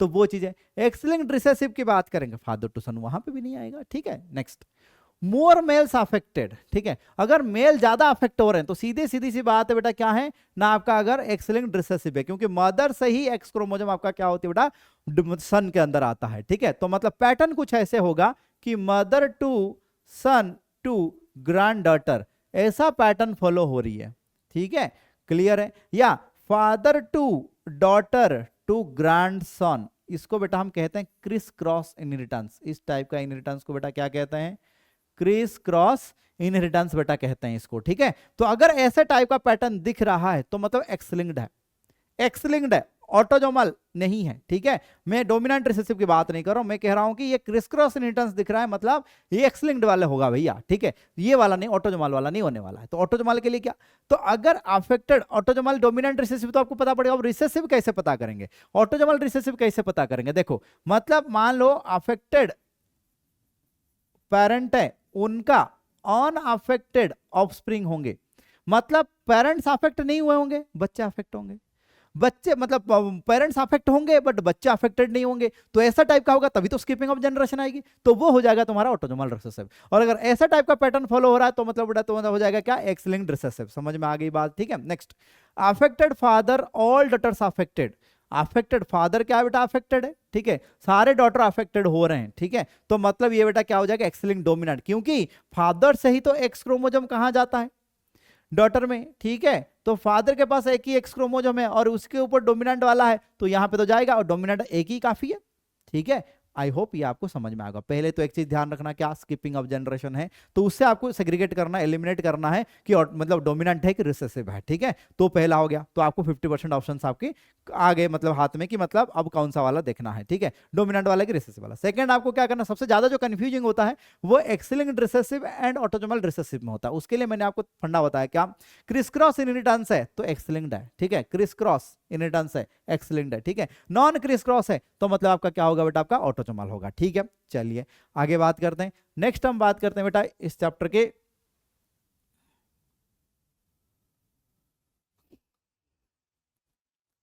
ठीक है। अब चलते हैं बेटा कहां पे, नेक्स्ट हम बात करते हैं जेनेटिक डिसऑर्डर, ठीक है, बहुत इंपॉर्टेंट है, ठीक है। चलिए जेनेटिक डिसऑर्डर की बात करें तो जेनेटिक डिसऑर्डर जो यहाँ पे पहले से ही मैंने फिनाइलकीटोरिया के बारे में बता दिए हैं, ठीक है। तो और यहाँ पे बात करते हैं थैलासेमिया की बात कर लेते हैं, ठीक है। तो थैलासेमिया में बेटा क्या होती है, ऑटोसोमल रिसेसिव ब्लड डिसऑर्डर होती है, ठीक है। तो ऑटोसोमल रिसेसिव जो होती है वो आपका क्या होता है, थैलासेमिया होता है। उसमें दो आपका क्या होते हैं बेटा, दो टाइप के बेटा क्रोमोजोम होते हैं, क्रोमोजोम नंबर 16, क्रोमोजोम नंबर 11 के होने ऊपर होने वाले 3 जीन होती हैं, HbA1, HbA2 and HbB gene, ठीक है। ये जो दोनों हैं ये आपका अल्फा ग्लोबिन चेन को अफेक्ट करते हैं बनने में। एंड जो आपका जो आपका ये HbB जीन है ये आपका बीटा ग्लोबिन चेन को बनने में आपका क्या करता है, अफेक्ट करता है, ठीक है। तो जिसके वजह से इसके वजह से HbB जीन होगा तो बेटा क्या होगा, बीटा थैलासेमिया कहेंगे। अल्फा हेमोग्लोबिन चेन में अफेक्ट होगा तो बेटा क्या कहेंगे, अल्फा थैलासेमिया कहेंगे। जिसके वजह से यहां पे बेटा क्या होगा, एबनॉर्मल आपका क्या हो जाएगा, हेमोग्लोबिन हो जाएगी। तो जिसके वजह से that will lead to what, anaemia, that will lead to what, anaemia. ये जो थैलासेमिया है ये एक एग्जांपल है किस चीज का बेटा, क्वांटिटेटिव जीन कैरेक्टर का एग्जांपल है, ठीक है। वहीं पे अगर मैं आपको एक छोटा सा खाली यहां पे बता दूं, ठीक है, कि मतलब सर अगर ऐसा है तो फिर और भी एक तो चीज दिया गया था एनसीईआरटी में सर, क्वालिटेटिव वाला आपका कौन सा होता है बेटा, आपका सिकल सेल एनीमिया होता है। उसका जो 6th पोजीशन में जो बेटा तुम्हारा अमाइनो एसिड है, ठीक है, तो वो आपका क्या होती है, चेंज हो जाता है, ग्लूटामिक एसिड से बेटा क्या बन जाती है, वैलिन बन जाता है। क्यों होता है कि ना डीएनए में यहाँ पे GAG से क्या बन जाती है, GTG, डीएनए के ऊपर, ठीक है। तो जिसके वजह से आरएनए के ऊपर बेटा क्या होती है ना, GAG के पास GUG हो जाता है। तो एमआरएनए के ऊपर ये क्वेश्चन मैंने PYQs में भी लिए हैं, आप देख सकते हो वहां पे जाके। GAG जो एमआरएनए के ऊपर, ये नॉर्मल वाले के बात कर रहे हैं, तो वो GUG हो जाती है तो बेटा क्या होती है, वैलिन को कोड करता है 6th पोजीशन के ऊपर, ठीक, 6th पोजीशन का जो अमीनो एसिड है, ठीक है, जो आपका क्या है, जो आपका जो हेमोग्लोबिन का जो अल्फा हेमोग्लोबिन का चेन है, ठीक है। तो वहां पे क्या होता है, जिसके वजह से आपका क्या होती है, हेमोग्लोबिन का स्ट्रक्चर चेंज हो जाता है, जिसके वजह से आपका क्या होती है, सिकल शेप होती है, क्या होती है, सिकल शेप होती है, ठीक है। तो सिकल शेप होने के कारण एक क्या होता है, और लो ऑक्सीजन टेंशन में बेसिकली क्या होती है, आपका जो आरबीसी का जो शेप है वो क्या हो जाता है बेटा, चेंज हो जाता है, ठीक है। बट इसका क्या एडवांटेज भी है, सिकल सेल एनीमिया का होगा, ठीक है। आपका बात करते हैं HbA जीन एंड दूसरा बेटा क्या होती है, HbS जीन होता है, ये सिकल सेल वाला है। तो ये जीन रहेगा तो ये क्या होगा बेटा, मलेरिया रेजिस्टेंट बना देता है, ठीक है। तो ये उसका एक क्वालिटी है, मलेरिया को क्या करता है, रेजिस्टेंट बना देता है। जिसको सिकल सेल एनीमिया होगा तो उसको मलेरिया नहीं होगा, ठीक है। तो ये चीज एक प्लियोट्रोपिक का भी एग्जाम्पल है। ये किसका एग्जाम्पल है बेटा, प्लियोट्रोपी। एंड ये जो सिकल सेल एनीमिया में क्या हो जाए बेटा, क्वालिटी ऑफ जो आपका हेमोग्लोबिन है चेंज हो रहा है, ठीक है। तो यहाँ पे क्वांटिटी होगा, यहाँ पे बेटा क्या होगा, क्वालिटी होने वाला है, ठीक है। तो इसको बेटा हम कहेंगे क्वालिटेटिव जीन कैरेक्टर, राइट। तो जिसके वजह से ये आपका हो गया किसके बारे में बेटा, आपका सिकल सेल एनीमिया। फिर हम बात करते हैं बेटा क्रोमोसोमल डिसऑर्डर की बात कर रहे हैं। क्रोमोसोमल डिसऑर्डर में एन्यूप्लॉइड होगा, यूप्लॉइड होगा, पूरा सेट इंक्रीज होगा, यूप्लॉइड होगा, मतलब 2n 4n या 3n 5n 6n होगा तो यूप्लॉइड कहेंगे। अगर मान लो 2n - 1 2n - 1 और 2n+1 हुआ, मतलब एक ही सेट में इसमें होल सेट इंक्रीज हो रहा है यूप्लॉइड में। एन्यूप्लॉइड में क्या होगा, एक ही सेट में नंबर ऑफ, एक सेट में 2 ही क्रोमोसोम होते हैं। अगर मान लो 2 की जगह 3 आ गए या 2 की जगह 1 हो गए तो उसको बेटा हम कहेंगे एन्यूप्लॉइडी, ठीक है। तो क्या कहेंगे बेटा, एन्यूप्लॉइडी, ठीक है। तो ये जो एन्यूप्लॉइड है उसके बारे में हम यहाँ पे थोड़ा सा देखने जा रहे हैं, ठीक है। तो एन्यूप्लॉइडी में फिर 2 चीजें होते हैं कि 2n - 1 होगा, नहीं तो बेटा 2n+1 होगा। -1 होगा तो नंबर कम हो जाएगा, तो ठीक है। तो इसको बेटा हम कहेंगे मोनोसोमी, क्या कहेंगे, मोनोसोमी। 2n+1 हो जाएगा बेटा, इसको हम कहेंगे ट्राइसोमी। 3 क्रोमोसोम, 2 जगह 2 थे, एक आ गया एक्स्ट्रा, ट्राइसोमी। 2 थे एक हट गया, जब एक हट गया तो उसको बेटा हम क्या कहेंगे, मोनोसोमी। ठीक है, क्या कहेंगे बेटा, मोनोसोमी कहेंगे। ठीक है, एक हट गया तो क्या कहेंगे, मोनोसोमी। अब देख लेते हैं टर्नर सिंड्रोम की बात कर लें। अच्छा, यहाँ पे थोड़ा सा टाइपिंग गलत हो गई है, ठीक है कोई बात नहीं।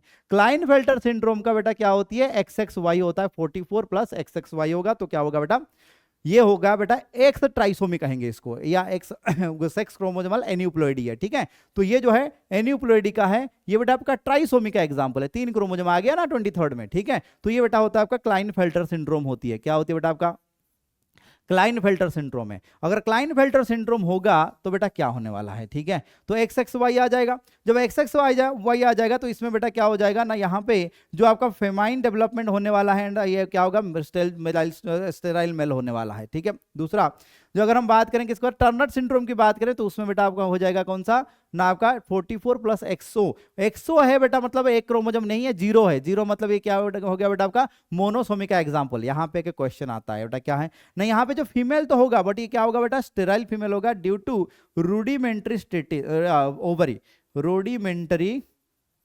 ओवरी। ठीक है, अब यहां पे एक और एक चीज आता है कि टर्न जो क्लाइनफेल्टर सिंड्रोम जहां पे 44 प्लस XXY हो गया है, ठीक है, वहां पे टोटल नंबर ऑफ क्रोमोसोम बेटा कितना आ जाएगा, 47। बट जहां पे टर्नर सिंड्रोम की बात करेंगे तो 44 प्लस XO होगा तो यहां पे टोटल नंबर ऑफ क्रोमोसोम कितना आ जाएगा बेटा, 45। ठीक है, तो ये हो गया बेटा आपका क्या हो गया, ट्राइसोमी का। ये हो गया एग्जांपल कौन सा बेटा, मोनोसोमी का। दोनों के दोनों रिलेटेड है बेटा, क्या है, एक्स क्रोमोसोमल एन्यूप्लॉइड के ऊपर की बात कर रहे हैं। अब चलते हैं बेटा कहां पे, डाउन सिंड्रोम। 21st क्रोमोसोम में ट्राइसोमी हो जाएगा। जनरली क्या होती है, 2 क्रोमोसोम होते हैं। अब उसमें मान लो कि 21st पेयर में 3 क्रोमोसोम आ गए, एक एक्स्ट्रा क्रोमोसोम आ गया due to chromosomal non disjunction. जब आपका क्या हो रहा था कि होमोलोगस क्रोमोसोम जब सेट जो थे, जो सेपरेट हो रहे थे, अगर वो सेपरेट प्रॉपरली नहीं हो पाते हैं, उससे क्या होती है कि मतलब दोनों क्रोमोसोम एक साइड चले जाते हैं, दूसरे को नहीं मिलता है। दोनों क्रोमोसोम एक साइड चले गए तो वो जिसके अंदर जाएंगे तो वहां पे वो ट्राइसोमी बनाएंगे, और जिस सेल के अंदर नहीं गए तो वहां पे बेटा क्या बनाएंगे, वो मोनोसोमी को बनाएंगे। ठीक है, चलिए, तो यहाँ पे डाउन सिंड्रोम में क्या होती है, 21st ट्राइसोमी होती है, जिसको बेटा हम ट्राइसोमी कहते हैं। ठीक है, तो ट्राइसोमी का एग्जांपल है। तो डाउन सिंड्रोम में भी नंबर ऑफ क्रोमोसोम बेटा 47 ही होता है।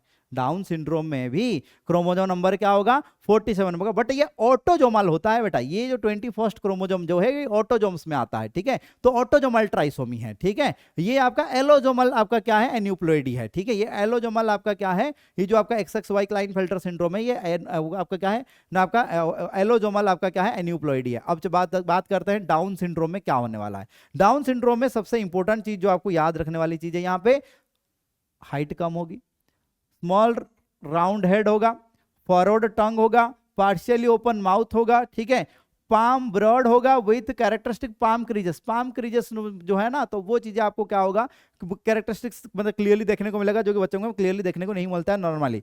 Physical, psychomotor and mental development मतलब रिटार्डेड हो जाएगी, मतलब जो मेंटल डेवलपमेंट है उतना अच्छे से नहीं होने वाला। एक कैरेक्टरिस्टिक फीचर एक एक करके याद रखना है। लांगडाउन ने बताया था, ये लांगडाउन ने सबसे पहले बताया था डाउन सिंड्रोम के बारे में। ठीक है, आई होप ये समझ में आ गया है। ठीक है, चलिए,